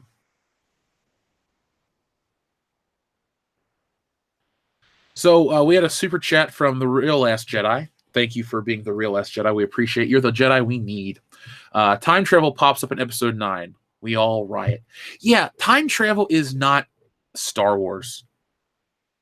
I do not like time travel in Star Wars. Time travel it barely works in Star Trek. And I'm not talking about the red matter and J.J. Abrams Star Trek. I'm talking about Star Trek, what is it, 4, The Voyage Home or something, where they slingshot around the sun and go back to 1980s New York or 1980s California. I like that movie. I really do. It's a dumb, guilty pleasure, but it's a fun movie, and it's something different. But Star Wars thematically has never had flashbacks, which they now do, which I don't like.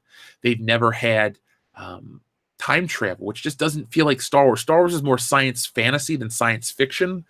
And that's something I could see in a Blade Runner or a Star Trek or Minority Report or any of these other harder sci-fi things. Star Wars has been fantasy. Time travel just isn't a thing. It's, us with different technology, not time travel. Back to the Future, it's the crux of the story. I get it. But I don't like it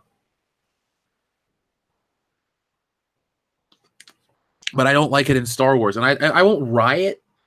I'm not going to go to jail for a Star Wars movie, but I will go, oh my God! I will scream. I will groan. I will be that guy in the theater. Somebody tried to pick a fight with me for The Last Jedi. I ain't putting up with that shit. Not again. Not again. Turns out Biff was Snoke. If that's the case, I will apologize. I will shut down this channel. If Thomas F. Wilson was Snoke all along, World Class Bullshitters will go away. That's what I will do. Star Trek had a couple of time travel plots in the original episodes. Didn't they go back to like 40s or 30s America or something, time travel? I'm not up on Star Trek like Doomcock. I'll never act like I'm this big Star Trek enthusiast.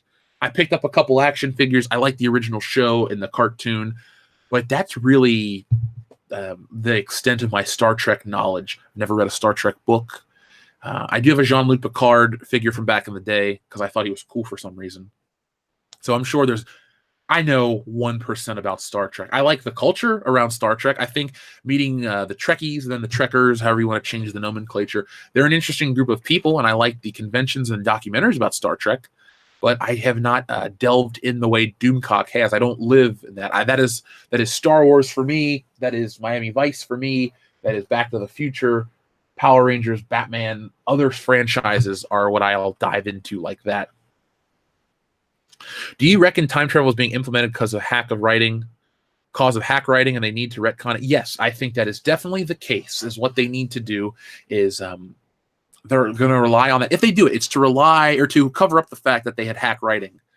That is why Ryan Johnson's like a caged animal. Caged animals attack. He fucked up. He had the keys. He tried to be something witty and stupid, and he ruined it. And that's why the movie suffers.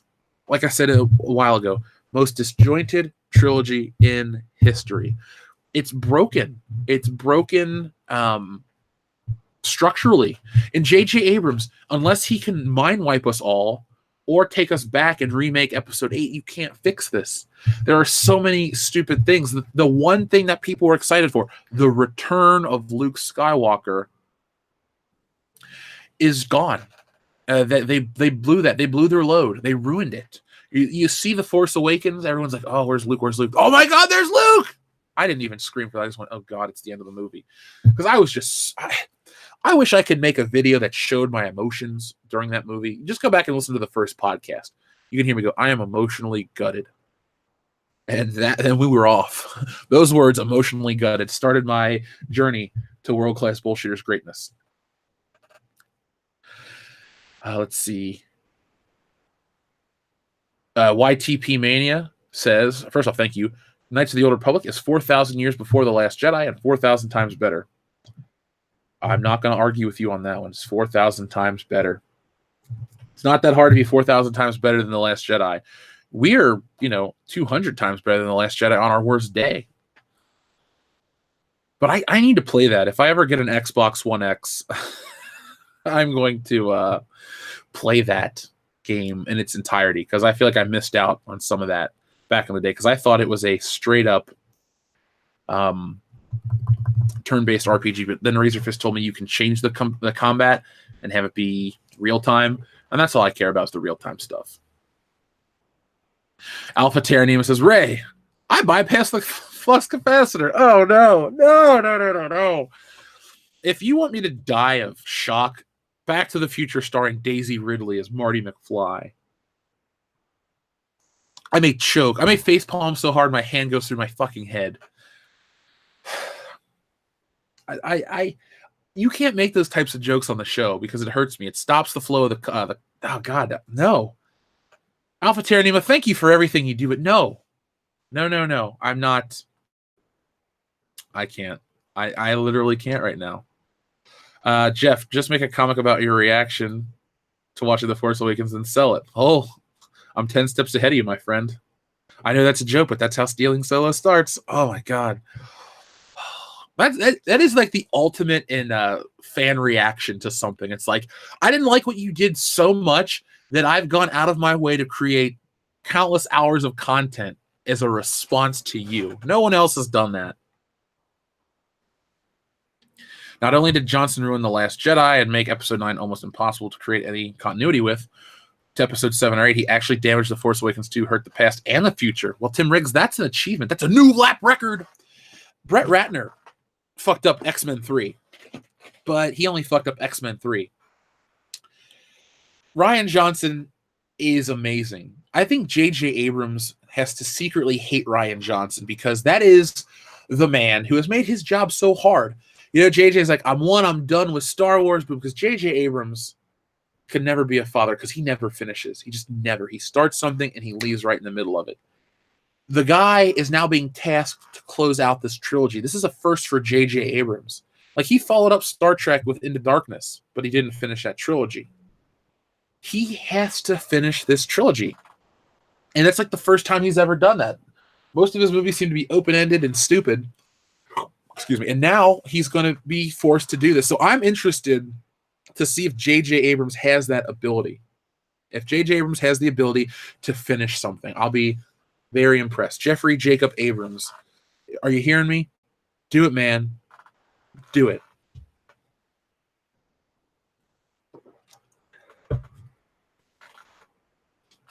Ray, what the hell is the Force? I haven't seen The Rock's Bambi Live remake thing, the skit from SNL. It's funny. I keep going on about how much I love The Rock, but I haven't seen that. Maref Dealine, thank you very much for your super chat. If Thor leaves Mjolnir in an elevator and hits the up button, will the elevator rise if it is worthy? That's a good question. I don't know. Maybe. Damn it. That's one of those all-time great questions. Maybe because the elevator is an inanimate object? Wait, I would say yeah, because the helicarrier was still able to lift and move when Mjolnir was dropped on the ground during that fight with the Hulk. The helicarrier was still floating. He had damage in the jets from Hawkeye, but Thor would put it down on tables and stuff. Wouldn't that same theory apply to if the hammer's on something? Wouldn't it sink because the ship isn't worthy? I think, yeah, the elevator would go up, but no one would be able to remove it from the elevator.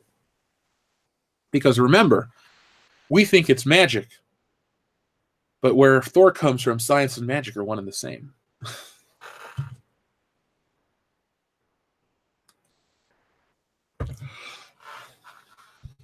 So, let's see. Aluminum Falcon, yes. Robot Chicken, Star Wars. Mjolnir only affects sapient beings. See, Bethesda murdered Fallout with 4 now. Oh my god, the Fallout stuff. I'm not really following that. I followed the Diablo stuff. We covered it yesterday. YouTube shit the bed. It was kind of weird. I guess that topic was verboten, but on the replays, we've been getting the same amount of views with the topic. So I guess people do care. It's just it was a glitch, but those words weren't welcome here on the platform. So we've had a strong week here on Good Morning Pop Culture. We got one more day to close out after today. Tonight, World Class Bullshitters, we will have Doomcock. So be prepared for that. It's going to be a lot of fun as always. The guy is a walking, entertaining individual. Love him to death. Wish he would be on the show every week. But you know, he's got his own channel to run. But if one of the bullshitters dies that's not me, I will ask Doomcock to fill in permanently. And shit, when I know the other guys aren't going to be available, I'm going to ask Doomcock to, just show up. Like, hey, man, Nick can't make it. Can you replace him? I don't think anyone would complain that Doomcock, because we've had Doomcock on the High Council where we talk Star Wars. That is our weekly Star Wars show. But Doomcock has never been on World Class Bullshitters, and it's a whole different animal because the dude is well versed in everything. So it'll be interesting to see what they or how how it goes. You know it's going to go great, but I really wish it was tonight. 12 hours from now, folks, Doomcock will be here on the channel. We'll be discussing the world of entertainment. And one of these weeks, we're going to play a game here on World Class Bullshitters. I don't know exactly what we're going to do yet. But before we go, let's talk about remakes, pointless movie remakes, because in my upcoming series, Culture War, this is relevant. So I'm going to watch the chat right now. Press 1 if you enjoy Christmas. Seriously, I'm going to wait for just a moment. Take a sip of my coffee. Press 1 if you enjoy Christmas. 2, you can say you don't, but this builds up to something. No matter what you say, we're going to be talking about, you know.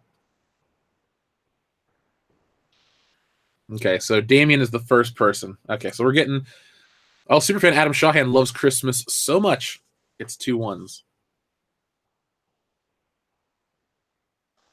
Okay, so mostly people are loving Christmas. Now, I'm not talking about Die Hard. Don't worry, we're going to be doing Die Hard stuff. That is the official Christmas movie of World Class Bullshitters. But I want to talk about pointless movie remakes. When you think of pointless movie remakes, you think of Episode 7. You think of Psycho. You think of The Thing from 2011. You think of the, you know, well, not Predators, because that's not a remake. That's more of a sequel. But there are countless pointless, stupid remakes that constantly happen. And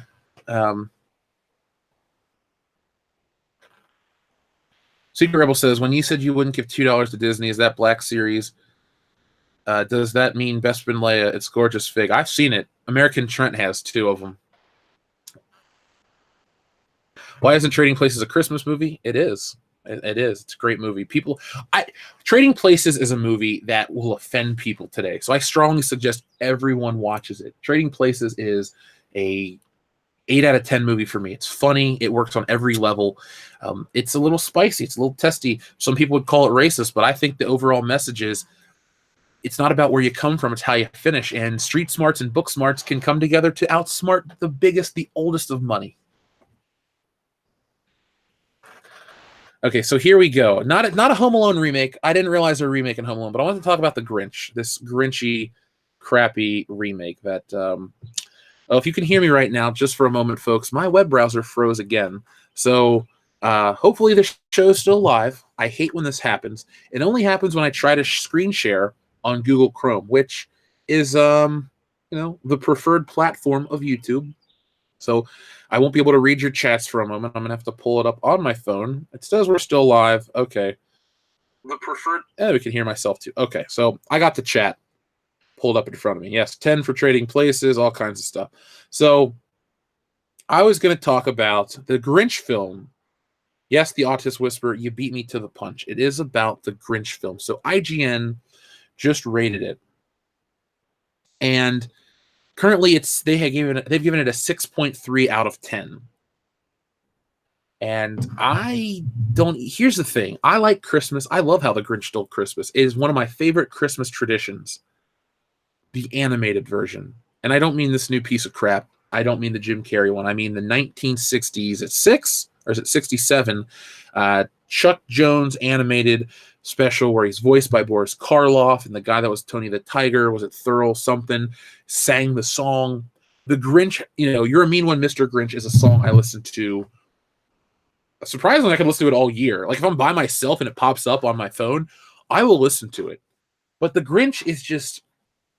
It's funny. The Christmas movies I like aren't necessarily the, oh, every time a bell rings, an angel gets its wings, and all that other sappy, saccharine Christmas shit. I enjoy some of the cynical side of Christmas, but I do enjoy the happy, positive message at the end of the day. So for me, this Grinch thing just seems like a soulless cash grab, and in like the worst possible time to do it. It's out now, which I get it. You want it out for Christmas. But why are you redoing The Grinch? The Jim Carrey movie came and went, and people have gone back to the original cartoon again. It's the same story. The Grinch is one book. I know he appeared in the, what is it? The Grinch Halloween special. But you need to take me to Micro Center Mall. I don't live too far from that. Thing is, my computer's fine. It's just this only happens with this damn browser. Everything else on the computer is fine. Like I'm recording the audio in another program, no problems whatsoever. only goddamn Google Chrome.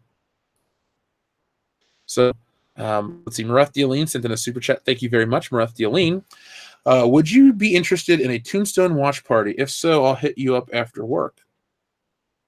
We can do a Tombstone watch party. Mareth Dialine, you are a big part of this channel, so sure, we can make that happen. You know how to email me. I'll tell you a date when we're free. I've been keeping the calendar right next to my desk, keeping specific days and dates and everything that I need to get prepared for. So we can make that happen. I can make that happen. All you have to do is remind me. I know I'll wait for the other guys to get involved because everybody seems to like that movie. They'll have more to say, and it'll be my first time watching it. Maybe I'll watch it first, and then I'll do a commentary with you guys.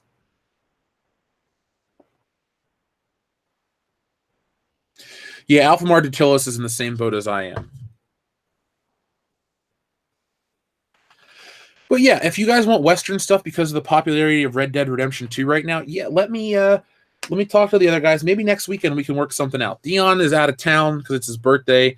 Phil's birthday is this weekend too, so it's going to be a different time to try to get those guys available. But I'm all for that. There's nothing wrong with wanting to do some Western stuff, and it's cool to expand the channel, expand the brand. It's cool to learn something myself. Oh, The Good, the Bad, and the Ugly. Now, I love that movie. Maybe, since it's on Amazon right now, on a Saturday afternoon, I can get somebody to join me, and we'll do a Dollars Trilogy live stream. We can talk about Westerns and stuff like that. Like I said, just something different, something new. We call ourselves the epitome of pop culture, and we want to cover all aspects. No, I have not seen Saving Private Ryan just yet. I will eventually. I've seen the one scene, the D-Day scene. We watched that in high school, but that's about all I've seen.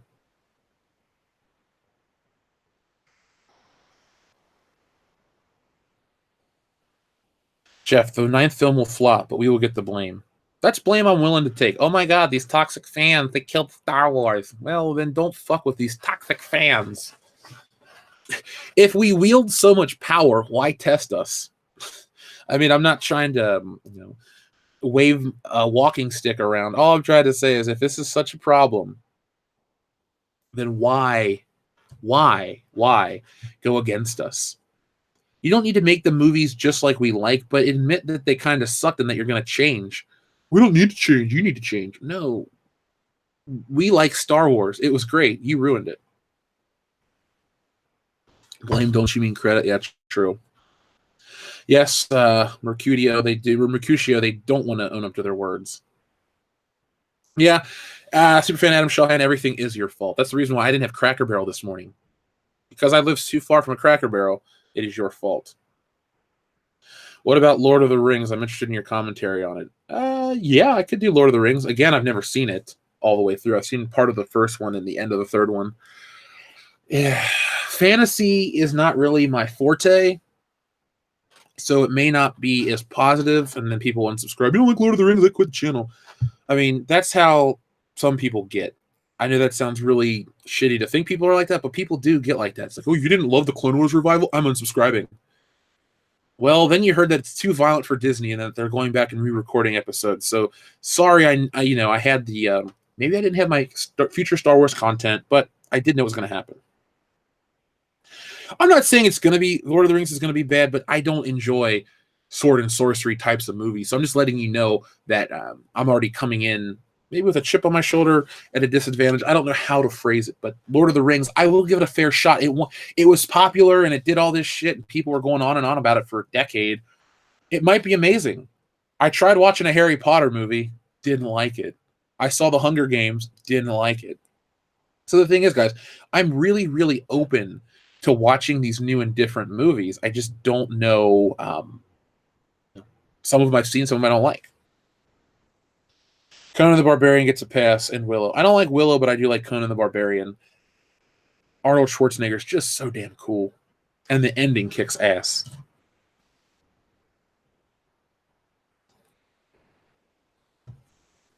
Oh, I've seen Battle Royale. I've seen Battle Royale years ago. I think I even watched it before Hunger Games. I've also seen Audition and Ichi the Killer. I've seen a couple of Japanese horror films. Tokyo Gore Police, terrible movie. I've watched some weird stuff. Yeah, Otis Whisper. I don't like Conan the Destroyer. Never seen. Was it Krull the Conqueror, or just Krull? I saw the Kevin Sorbo one in the late '90s because I loved Hercules so much that I'd watch anything that dude was in. But no, I haven't seen that one. Star Wars: The Third Gatherers Watch Party. I don't know what that is. Well, you're surprised I don't like Sword and Magic since I like comics and Conan. I don't really like Conan the Barbarian comics. I like the artist John Buscema, and I'll read anything he draws. But I love comic books. But listen to the comic books I read. Spider-Man, Batman, Daredevil, some Star Wars stuff back in the day. I'll pick up licensed comics based off things I like. For a while, I was into... I was reading Justice League and other DC books. It really depends. I may like certain genre things, but I don't go as deep into the rabbit hole. My favorite things, I don't know what I would call my favorite thing ever, but they all, if there's like a way to lump them together in terms of, similar styles. I mean, my favorite movie is Back to the Future, but I don't like all time travel movies. I like the first Star Wars movie, but I don't love all space fantasy films. I don't do Battlestar Galactica or Buck Rogers or any of that stuff. Albedo, thank you very much for your super chat. The Third Gather is a Chinese bootleg of episode 3. Well, Albedo, if you email me to remind me, I will find a way to watch that because I love all the words in that sentence. Third Gathers, Chinese bootleg, and episode 3. Those are all words I like to see put together. Chinese bootleg of Star Wars episode 3. And I like episode 3. I wonder what the Chinese bootleg is going to be. Go balls deep in the rabbit hole. Alice likes that. Makes me think of Malice in Wonderland from Wallywood. That's an old comic. Have you ever read any of the Elric comics or fantasy stories? Razor Fist recommended them. They're freaking great. I have not, but I'm taking a screenshot on my phone, and I'm going to check those out. I've seen the Raid movies. I like martial arts films, but I don't like the... was it House of Flying Daggers or House of Sand and Fog? Wait, House of Sand and Fog is some Sandra Bullock movie. I don't do the period piece, Crouching Tiger, Hidden Dragon, all that kind of stuff. My favorite, the only period piece martial arts film that I enjoy is Legend of Drunken Master, the second one that's kind of funny. But I like Enter the Dragon, Return of the Dragon, Jackie Chan movies. I like Rumble in the Bronx. I know that's not the best one, or Operation Condor, Super Cop. I mean, I like what I had access to as a kid, and then the stuff I'll watch as an adult. Like, is Hard Boiled really a martial arts film? No, it's an action film from John Woo. So I'm really open to international cinema. But as a kid, I would watch tons of martial arts flicks, and the ones that took place in feudal China or whatever, or in the past, I watched for the fighting, but I didn't love them. The ones I always gravitated towards were the ones that I could, recognize the technology, and it felt like it was close. Even though Enter the Dragon was 73, even though that was dated, I still liked it, and the endings kicks ass. So I love martial arts flicks. Again, that could be something we do.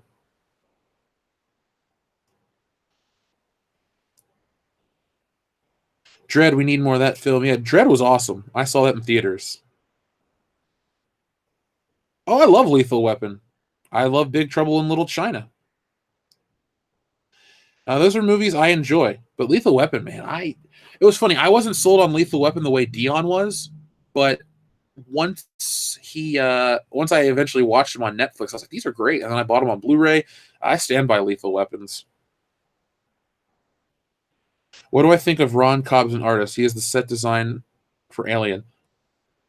It's weird. I always think of H.R. Giger when I think of Alien, but I guess I like Ron Cobb's artwork because I like the set design for Alien. I got that movie on Blu-ray. There's something about Star Wars is out of that category. Let's just put sci-fi movies from the 70s and early 80s in a category, and then Star Wars is above that. Yeah, it's a better movie, but that's not what I'm trying to get at. There's a certain grimy, dirty, nasty feel to a lot of 70s sci-fi, and some would argue Star Wars has that. I would say it does, but it's got its own thing going that's so powerful that it transcends that. But I like the way Alien looks. It's the most atmospheric of the entire franchise. That's another series, though, that I consider half good, half bad. 1 and 2, or Alien and Aliens, 2 thumbs up. 3, Resurrection, and anything else that comes after it, Even Prometheus, which I found to be just okay, was isn't a movie I ever really want to watch again. But the first 2 are just classics. Ong Bak was fire in college. Yes, I saw Ong Bak was a Thai Warrior.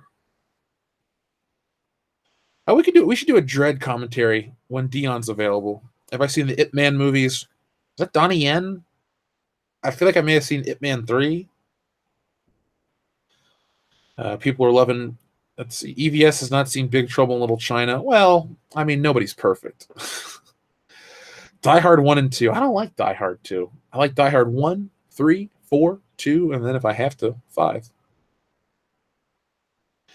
Yeah, I don't want Big Trouble in Little China to be a remake. I like gritty sci-fi to a degree. It really depends upon the movie. There's very few genres that I just openly buy. Here's one thing I'll buy into as a genre. I love the cocaine cowboy stuff. If it's cocaine cowboy centric stuff, I am buying into it. Miami Vice, Scarface, the cocaine cowboy documentaries. Something about like Miami. I just really like that place. I fucking love that place. Yeah, Darwin James, I heard about that. It's really terrible. The thing in California. I don't even want to use buzzwords to trigger Google, but it's sad. That's why I started the show late this morning. I was just trying to get caught up on the story. You never want to politicize that. People died. It's terrible, and I'm sad to hear that. Genuinely saddened to hear that. I don't care what you believe in. That shouldn't happen to anybody. Ip Man 3 sucks. I need to see number 1.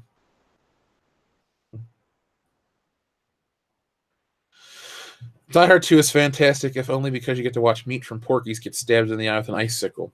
While that is a good sell, Naked William, what's his name? Not William Atherton, because he's in that movie too. Naked William, the guy from Bill and Ted. I didn't need to see his naked ass. Plus, in all honesty, I feel like Lethal Weapon 2 is so derivative of not Lethal Weapon 2. Die Hard 2 is so derivative of Die Hard 1. It's just like the same shit in a different setting. And people say, isn't that the same for all sequels? No, Die Hard 3 is way different. They just tried to expand slightly from Nakatomi Plaza to an airport. Die Hard 2 is not a bad movie. I just don't like it. I mean, I admit that it has some great lines. One of my favorite lines in all of Die Hard is like, freedom. He goes, not yet. And then he like kicks the door shut or whatever on the guy.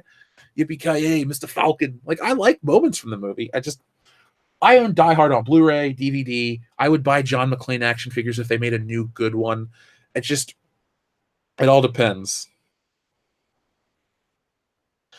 Jeff, if you could remake any movie besides a Star Wars film, what would it be? Spider-Man 3, hands down. I would remake Spider-Man 3. I'd go back in time because the Spider-Man franchise, say what you want about Kirsten Dunst. She's not perfect, but there's never been a better Mary Jane because there's never been another one. But Spider-Man 3 would be the film I'd remake because Spider-Man 3, or 1 and 2, were damn near perfect. I wouldn't change anything about those, and they set up properly. They weren't.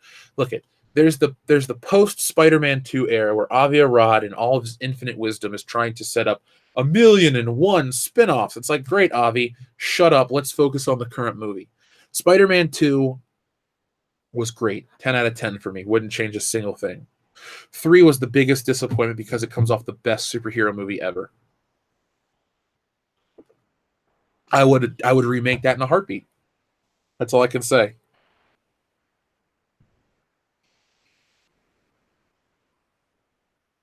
Die Hard 2 is a Rennie Harlan film. That's all you need to say to me to explain the dislike. It was a Joel Schumacher before Joel Schumacher. He was Joel Schumacher before Joel Schumacher.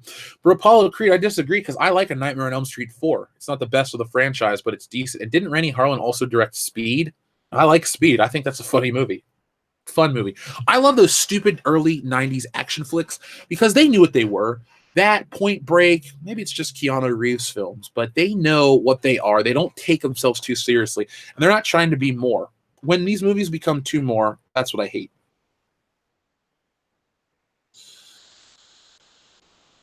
I respect that you want to make it on your own. All right, Turbo Dog, way to quote Norman Osborn at me, bro.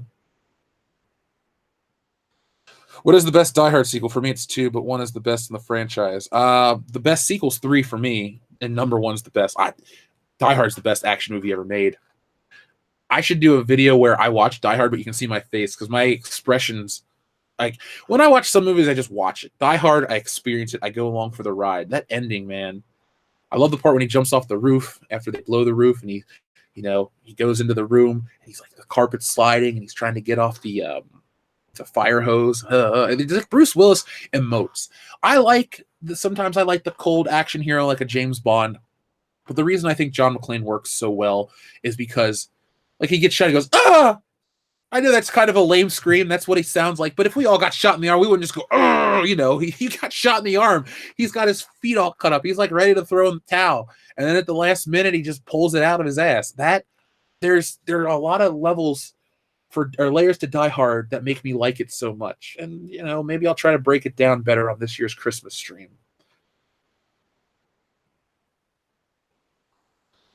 The bank robbery scene from 2 is so on the money. I guess you're talking about Spider-Man 2. Yeah, here's your change and all that stuff. Man, Spider-Man 2. What a great time to be a Spider-Man fan.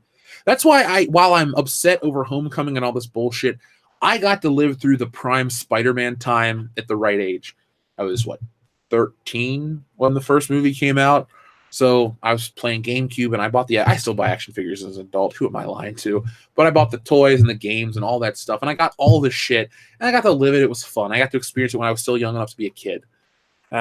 Kids nowadays don't get the real good Spider-Man, but at least I had it, and it can't go away. Eddie Max of Andor, thank you very much. You ever scream or shoot your gun in the air? No, I've never screamed and shot my gun in the air. I was going, ah. I love Hot Fuzz so much. Oh, thank you for that. You made my morning, sir. Ever notice how superhero films always ruin the film by adding multiple villains rather than concentrating on a good story? That does seem to be the case, mutter Meeseeks. It's like, oh, what can we do to top this? Oh, they picked the wrong thing to top. Now, for me, I would rather watch one. Okay, so if I'm remaking Spider-Man 3, you have to have the resolution to Harry Osborn. I think that would be kind of good because you could actually have a narrative instead of doing Sandman and all this crap. You could have a smaller villain in the beginning that Spider-Man has to deal with while Harry kind of regains his stuff. But I wouldn't make it Sandman. Maybe Mysterio, make that have I'd say that for another one. But you could have him, Green Goblin, terrorize the city once again. And imagine that, the fear. Because remember, people don't really know what happened to the Green Goblin. He did all that shit. He blew up the ferry, or he blew up the cable car, and he wreaked havoc at the Unity Day Festival. They're like 5 years ago, blah, blah, blah. And then he was quiet. Did Spider-Man defeat him? And then he comes back, and Harry should have worn the same armor just like his dad. And that would have been a much better thing. Because the Green Goblin, in many respects, is Spider-Man's best villain. You could have had another Green Goblin flick. You could have, oh my God, we couldn't have sold as many toys. Who gives a shit? You can sell more toys if you make a great movie and continue to make great movies, because then you can keep putting toys there for the franchise. Spider-Man could have gone on forever. We could be living in, look at the greatest thing ever for me. If I could control all of movies, one of my happiest moments that could never happen would have been in the Avengers, like literally during the Battle of New York, at the last minute, I don't know, Hawkeye or Captain America, just somebody that can't fly or jump really far is about to be killed or fall, and then a web saves them, Spider-Man appears, people would have lost their shit. You don't promote it, you don't tell anybody, you keep it under lock and key. That would have been the biggest moment of the movie. And then Spider-Man's connected with the MCU. That would have been way better. But, you got your Funko Pop generation. Oh, Tom Holland's so great. He's okay. He's fine. But there's the level of depth that's always been with the character of Spider-Man just isn't there anymore. Yep, Dr. Coffin-Nails, I'm with you 100%. Okay, Jeff, what movie would you remake that isn't part of a franchise or trilogy? A standalone movie that people may have forgotten about? Okay, that's a good follow-up question. A remake. What movie do I like that kind of sucks that needs to get remade? It's weird. I don't know. I'm looking at the movies I own. I think the only movie I own on this one shelf that I've never watched, or I haven't seen in years, is Bean, but I wouldn't want to remake Bean. Wow, that's a hard question. Not that I don't want to answer it. It's just kind of a hard question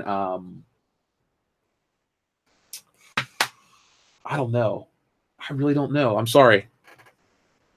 How much Spider-Man stuff do you have? I don't want to send you stuff you already have. Oh man,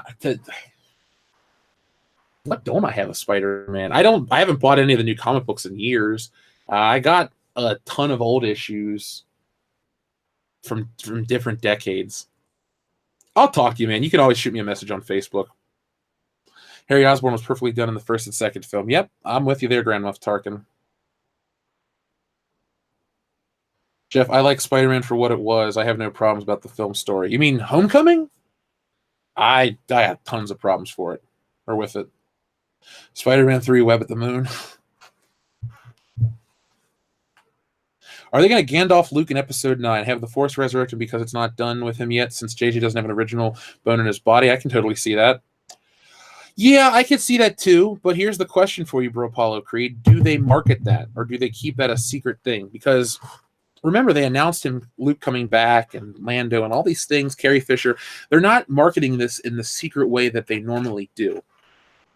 I believe that they will, if they do that, they'll like witness the return of Luke Skywalker. Like they're going to try to milk that. But you're going to have your people that are just so like defeated.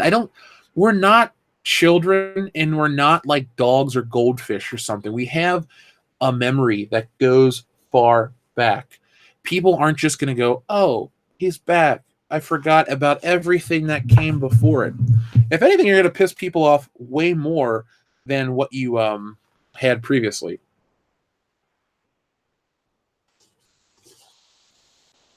Oh, Jeff, I meant I have no problem with Spider-Man 3.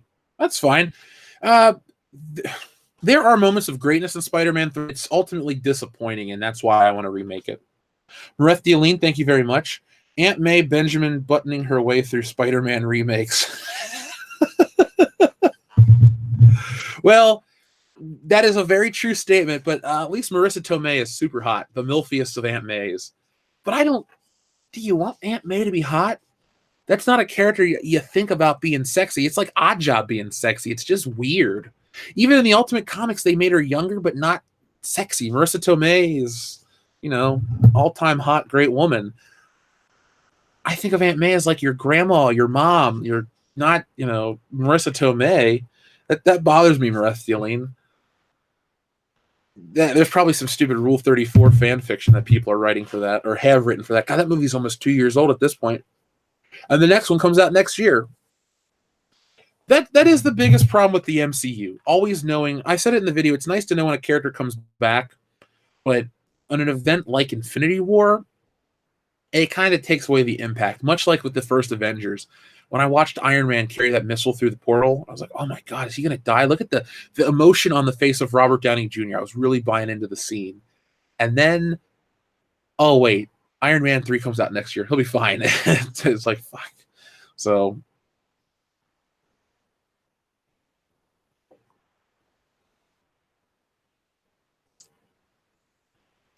highly unlikely about the pissing people off thing after doing Luke dirty like they did.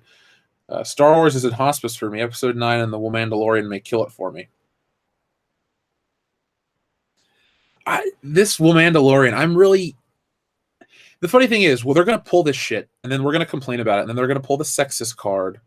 But it's played out. It's cold product. We don't want it anymore. You can't use that argument. Cutter has a DC character ever crossed over into Spider-Man. There was a Spider-Man Superman comic book back in the 70s where they met. That's a pretty damn good book. Ross Andrew was the main artist, and then they had Ramita and somebody else come in and touch up the Superman and Spider-Man and certain models respectively. It was kind of a cool project. I know some people would say it took away the artistic integrity of the artist, but back then comic book companies had a thing called house style where they wanted the books to look a certain way. So Spider-Man had to look a certain way to match the marketing and stuff like that. And I actually enjoyed when there was a house style or a unified style across specific characters. So like when you pick up a Spider-Man book, it's going to look a certain way. Some people would say, no, I like it. So for this book, the Spider-Man, Superman comic book, they had one artist do all this artwork, but then they did have other people come in and do touch-ups on the people's faces to make them look like their respective things. And I thought the story was pretty solid. It's the highly sought after comic book. I'd buy a good reprint if they would make one. I don't really want to drop, a decent amount. That's a comic book I'd like to have in my collection, much like the first appearance of the Punisher and all these other Spider-Man comics. But I just don't want to drop the big bucks right now. I got, channel stuff to do. Claustoric, thank you very much, my friend, for your super chat. Ray, I bypassed the Ark of the Covenant. Here is Kathleen Kennedy's rewrite of Raiders of the Lost Ark. So Indy and Ray are tied up. Don't look at it, Ray. I'll do what I want. So she stares into the Ark of the Covenant, and so it melts. What's his name? Dietrich's face off. No, it melts off. God, what's his name? Tote. It melts off Tote's face. It sucks in Dietrich's. It blows up Belloc's head. And Ray, she just gets superpowers, rips off the shackles, and flies to the fucking moon. That's what happens in Kathleen Kennedy's rewrite of Raiders of the Lost Ark, coming to a theater near you, 2020. Yeah, Claustoric, I get your sentiment, and those jokes never get tiresome for me because it's almost like every female character in these action movies are trying to send a message to the past. Like, you're talking to a thing that doesn't have ears. You're just yelling down a hallway that no one gives a shit about. Oh my God, I'm so sorry. Indiana Jones wasn't a woman 40 years ago. Get over your fucking selves. Oh my God, I'm so sorry that Princess Leia didn't wield a lightsaber. Oh my God, get over yourselves. Oh, she didn't pilot a ship. Oh, tough shit. She could kick ass. She kicked ass on the Death Star. She did this. She did that. It wasn't enough. It's never enough until we're the number one and we control whatever. Fuck you people. Kathleen Kennedy and everyone involved in Hollywood, you're ruining entertainment. And you're not going to have a job. You're not going to have a goddamn job in the future. Batman and Daredevil teamed up in 1997. I have not read that comic book. I need to. I did read Batman and Spider-Man in the 90s where they fight the Joker. That was cool. The Mandalorian, a story about a time-traveling vehicle created by Emmett Brown. Rugis, I like that concept. Let's make that into a movie. What's that kid from Family Ties doing these days? Did I know that the Power Rangers wouldn't exist if it weren't for Stan Lee and Spider-Man? You got to fill me in on that one. Harrison, give me back my family Ford. God, I love that man. Do you think the MCU is getting stale just because they play everything a little bit too safe? Ant-Man 2 is extremely generic. Metalhead Zaki. Let's see. I do think the MCU is getting stale. I don't feel fatigue yet, but I do feel a staleness coming on. Because your statement at the end, Ant-Man 2 is extremely generic. That was the first time where I kind of left going, I feel like I would have felt that way, though, if Black Panther had Infinity War not been literally weeks away. Just get yourself in the mindset for being more excited for a movie than you ever have before, and then you know what I felt about Infinity War. Well, Spider-Man or Spider-Man 2 or 3. Fuck, I don't know. God. In my adulthood. Put it like that. Yeah, but I do think it's getting a little stale. I'm kind of tired of the same old shit. Now, Infinity War wasn't the same old shit. It was good to me. That's why I was happy. It subverted our expectations in a good way. But with Captain Marvel, I expect same old shit, different package, and then we're going to be talked down to. And then we're going to have a really handicapped MCU, but the media is going to keep telling us it's great. Astrath, thank you very, very much for your super chat. Favorite film opener based on spectacle? Mine's Episode 3. Favorite film opening based on spectacle. Okay, so Back to the Future doesn't have a really powerful opening. It's fun, it's cool, but no. Star Wars opening is great, but it's not my favorite. Die Hard's opening, no. Spectacle. Beverly Hills Cop spectacle, no. There's no spectacle in that whole movie, really. I just like it. Greatest opening based on spectacle. That's a good quantifier you added, or modifier you added to it. I'm trying to think. Based on spectacle. I'm looking at movies that I like that have big openings based on spectacle. God damn. Batman 89 has a cool opening, but I don't know if that's big spectacle. Oh, God. I want to give you a better answer. When you guys pull out stuff like that, it really makes me go, huh? Oh, we'll do Raiders of the Lost Ark. There we go. That's a lot of spectacle. That's a kick-ass opening. When he's at the temple in the beginning of the movie, yeah, that's my answer right there. Raiders of the Lost Ark. It just says opener based on spectacle. Doesn't have to be outer space, because episode 3's opening is fantastic. Really, that movie doesn't slow down for the first 30 minutes. You kind of start watching it and you go, wow, cool. And then it builds up again. Really, episode 3, that's George Lucas at his best as an old man. I look fondly back on that movie. Cinevareth653, thank you very much for your super chat. I can't wait until the X-Men come into the MCU so that Rogue can steal Captain Marvel's powers and put her into a coma. If only Rogue was real right now. And hey, Brie Larson, so nice to see you. And she never wakes up from her coma until, like, I don't know, 2047. Good 29 years from now. That'd be 30. Yeah, 29.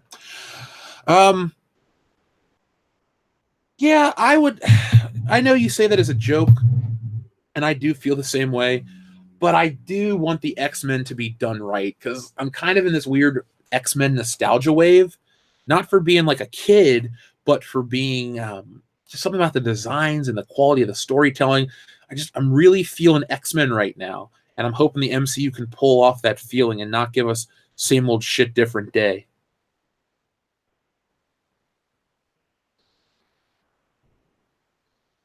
The exposition in Back to the Future is great. Yeah, exposition and everything about Back to the Future is great. I mean, the way Doc explains the flux capacitor to Marty at the Twin Pines Mall, the way Lorraine explains how the parents met and how she was as a child or as a teenager, and then you realize she's nothing like that. And it's really, Back to the Future has the best script ever. It's the best movie. You can have differing opinions. That's fine. I stand by it. Back to the Future is the best movie ever made. I wouldn't change anything about it. It's funny too, because it's Back to the Future week officially. I haven't watched the movie again. I was thinking about doing a one-man live stream commentary where we talk about Back to the Future, but I don't really have the time. Maybe I can try to do something Sunday night late. I don't know.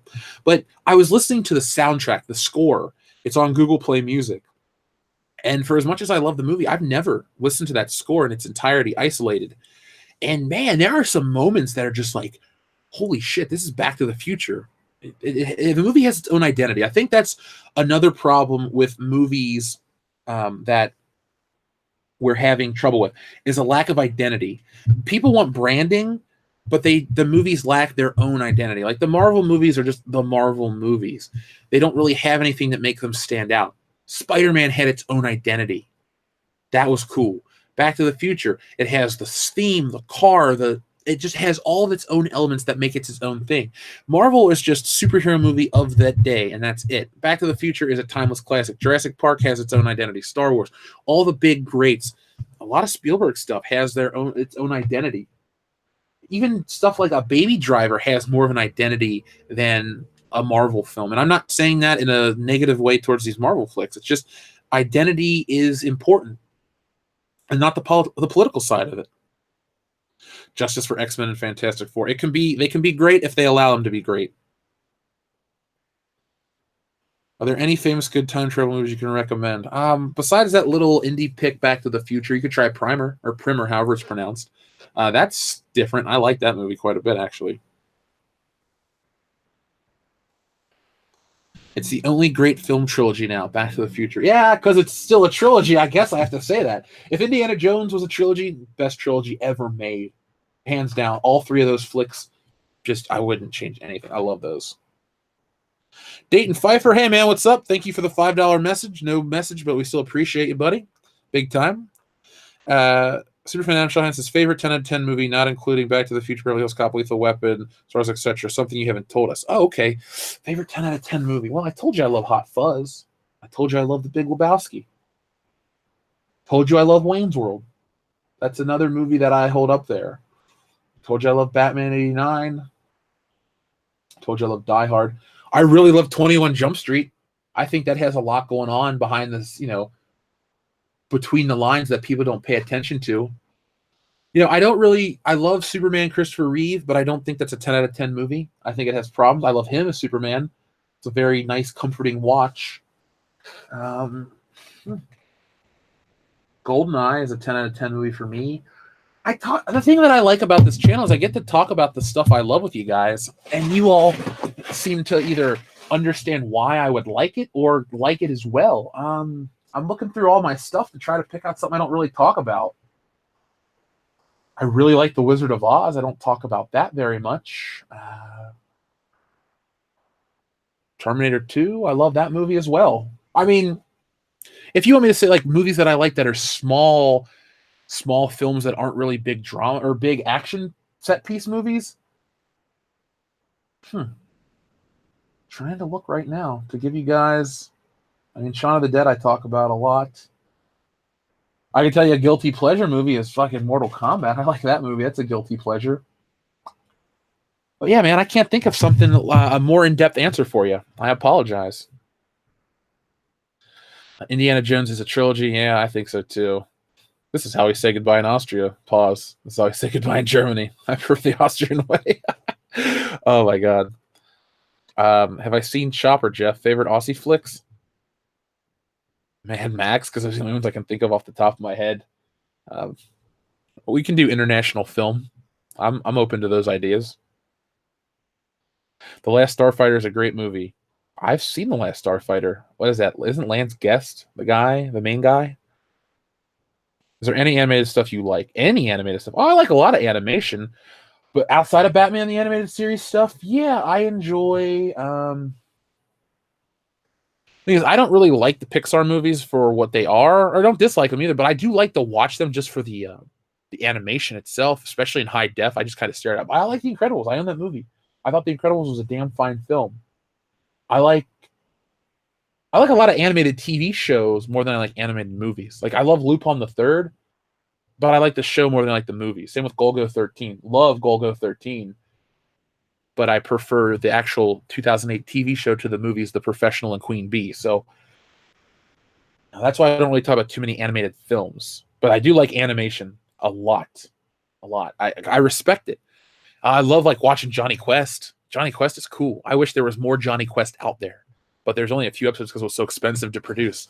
But, you know, and I love old Hanna-Barbera stuff. Super Friends is fun to watch. That's stupid. It's fun.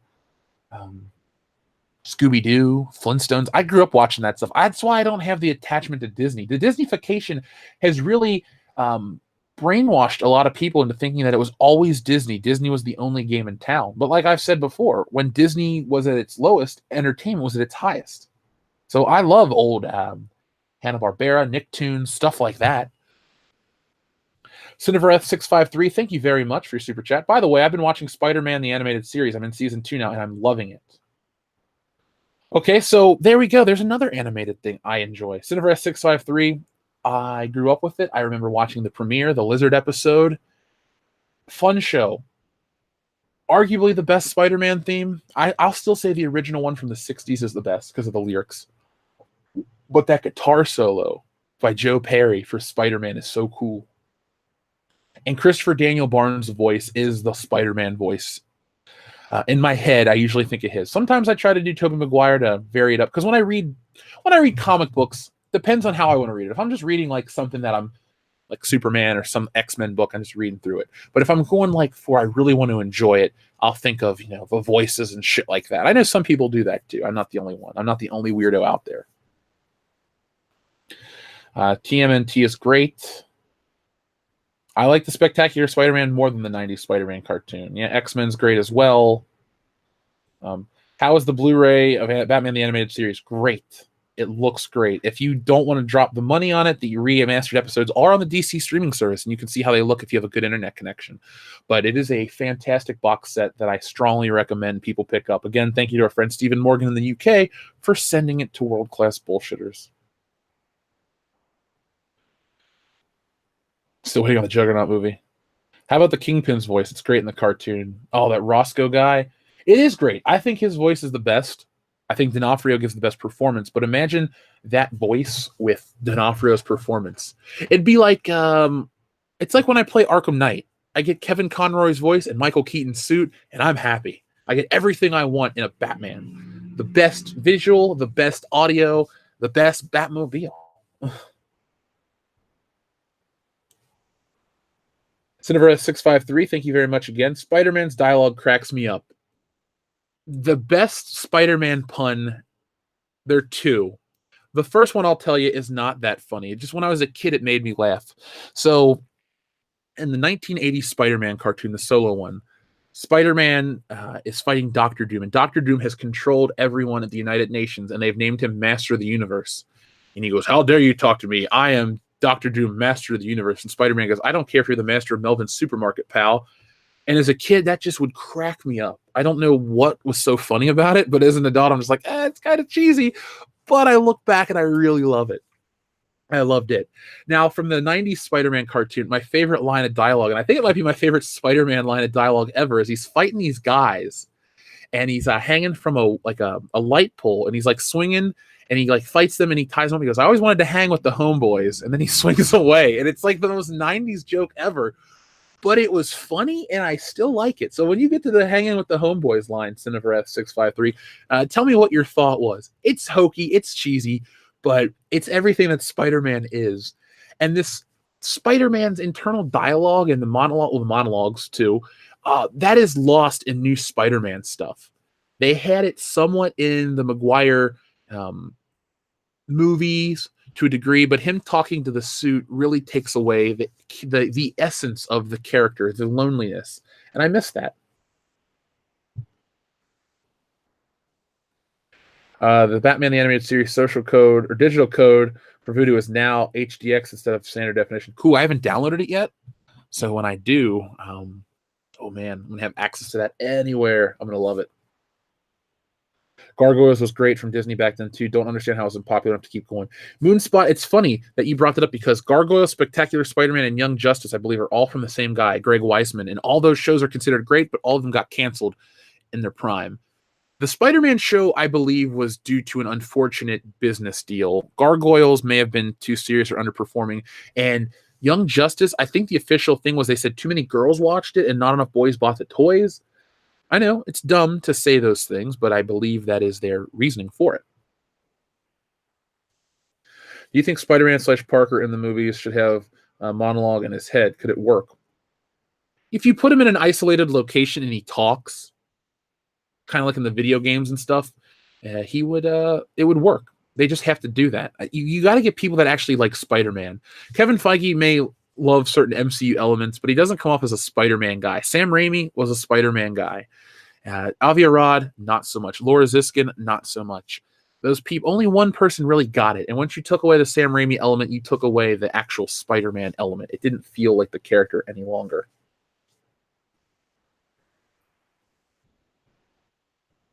Why does Spider-Man not talk to Bruce the Gargoyle?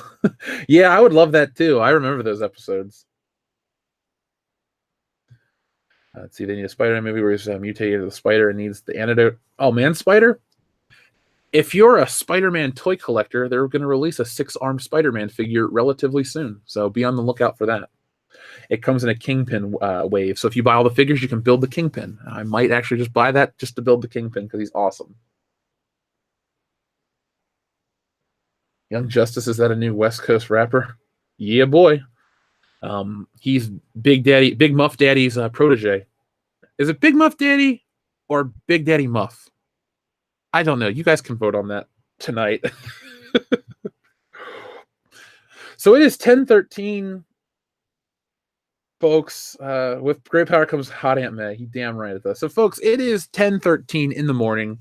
My web browser is still frozen. I'm still rocking it off of my phone. So, where's my Kraven the Hunter movie? I don't know. We may never get it. I don't think we should ever get a Kraven the Hunter film. Let's just let the movie not be made unless you're going to build up proper multiple movie story arc to where Kraven would kill himself and they added a level of depth and gravitas to the film. Let's see. Yeah, so you'll see me tonight. All right, folks. So, Young Justice was good, but I like Justice League more. Yeah, I like Justice League more than I like that too. Young Justice is a fine show, but it's not my show. All right, folks. Well, I'll be back in just a few short hours with World Class Bullshitters episode 148. Tonight, we're being joined by Doomcock, so that's going to be a lot of fun because fun and Doomcock, it just going to go hand in hand. It's like Kibbles and Bits, but different. And if you know that movie quote, I'll be thoroughly impressed. So, folks, I'd like to thank everybody for hanging out with me this morning. It's been a great time. Do me a favor, if you could, just go click on any YouTube video. It doesn't even have to be ours. Just don't click off YouTube just yet. Go check out something else on YouTube, even if it's just a 10-second video. Help out the platform, help out us, because we're learning more about the algorithm. I got to cover Doctor Who. It's that bad. Well, I have a listener who's been hooking me up with a way to watch the new season, so I'm going to be watching it. I have the first episode ready to watch. I got a lot of stuff to do, but I will try to make some time for Doctor Who. What I really need to do is make my videos like Jeremy, where I clean up and then sit in front of something, because I can make 10 videos in a day. I got enough stuff to talk about, but sitting there and trying to do all the visuals, that's what takes 8 hours. And I don't mind doing it, but there's just not enough time in the day to do that. A comic book, I don't want to be late. I don't want to do, cause all these problems. And I continue to take care of myself. That's the one thing I refuse to compromise on, is letting myself go in terms of physicalness. So there's that. So every day at 2 o'clock, I stop what I'm doing. We can have a live stream. It can be great. At 2 o'clock, I'm stopping to go to the gym. So I just got to do it. My schedule's weird, but I got to make it happen. Shit, I wasn't even able to hang out with one of my oldest friends because I've been so busy. And this is his big vacation week, so I apologize. Yeah, Full House is canceled. I don't even know why we're talking about that, but hey, fuck that show. I used to like it as a kid, not anymore. So thank you to everybody who's been hanging out with us. I'll be back tonight with World Class Bullshitters 148, like I said. And remember, if you have recommendations, suggestions, anything you want us to cover, worldclassbs@mail.com, thebestmail.com. So I'm going to try to figure out how to get this to stop recording live, because we had the same problem over our Halloween stream, and I don't know exactly what it's going to entail. So I'm going to close out this web browser. It may still say we're online. It may not. I don't know. But this is the end of the show, folks. So as always, thank you for watching, and have a very good day.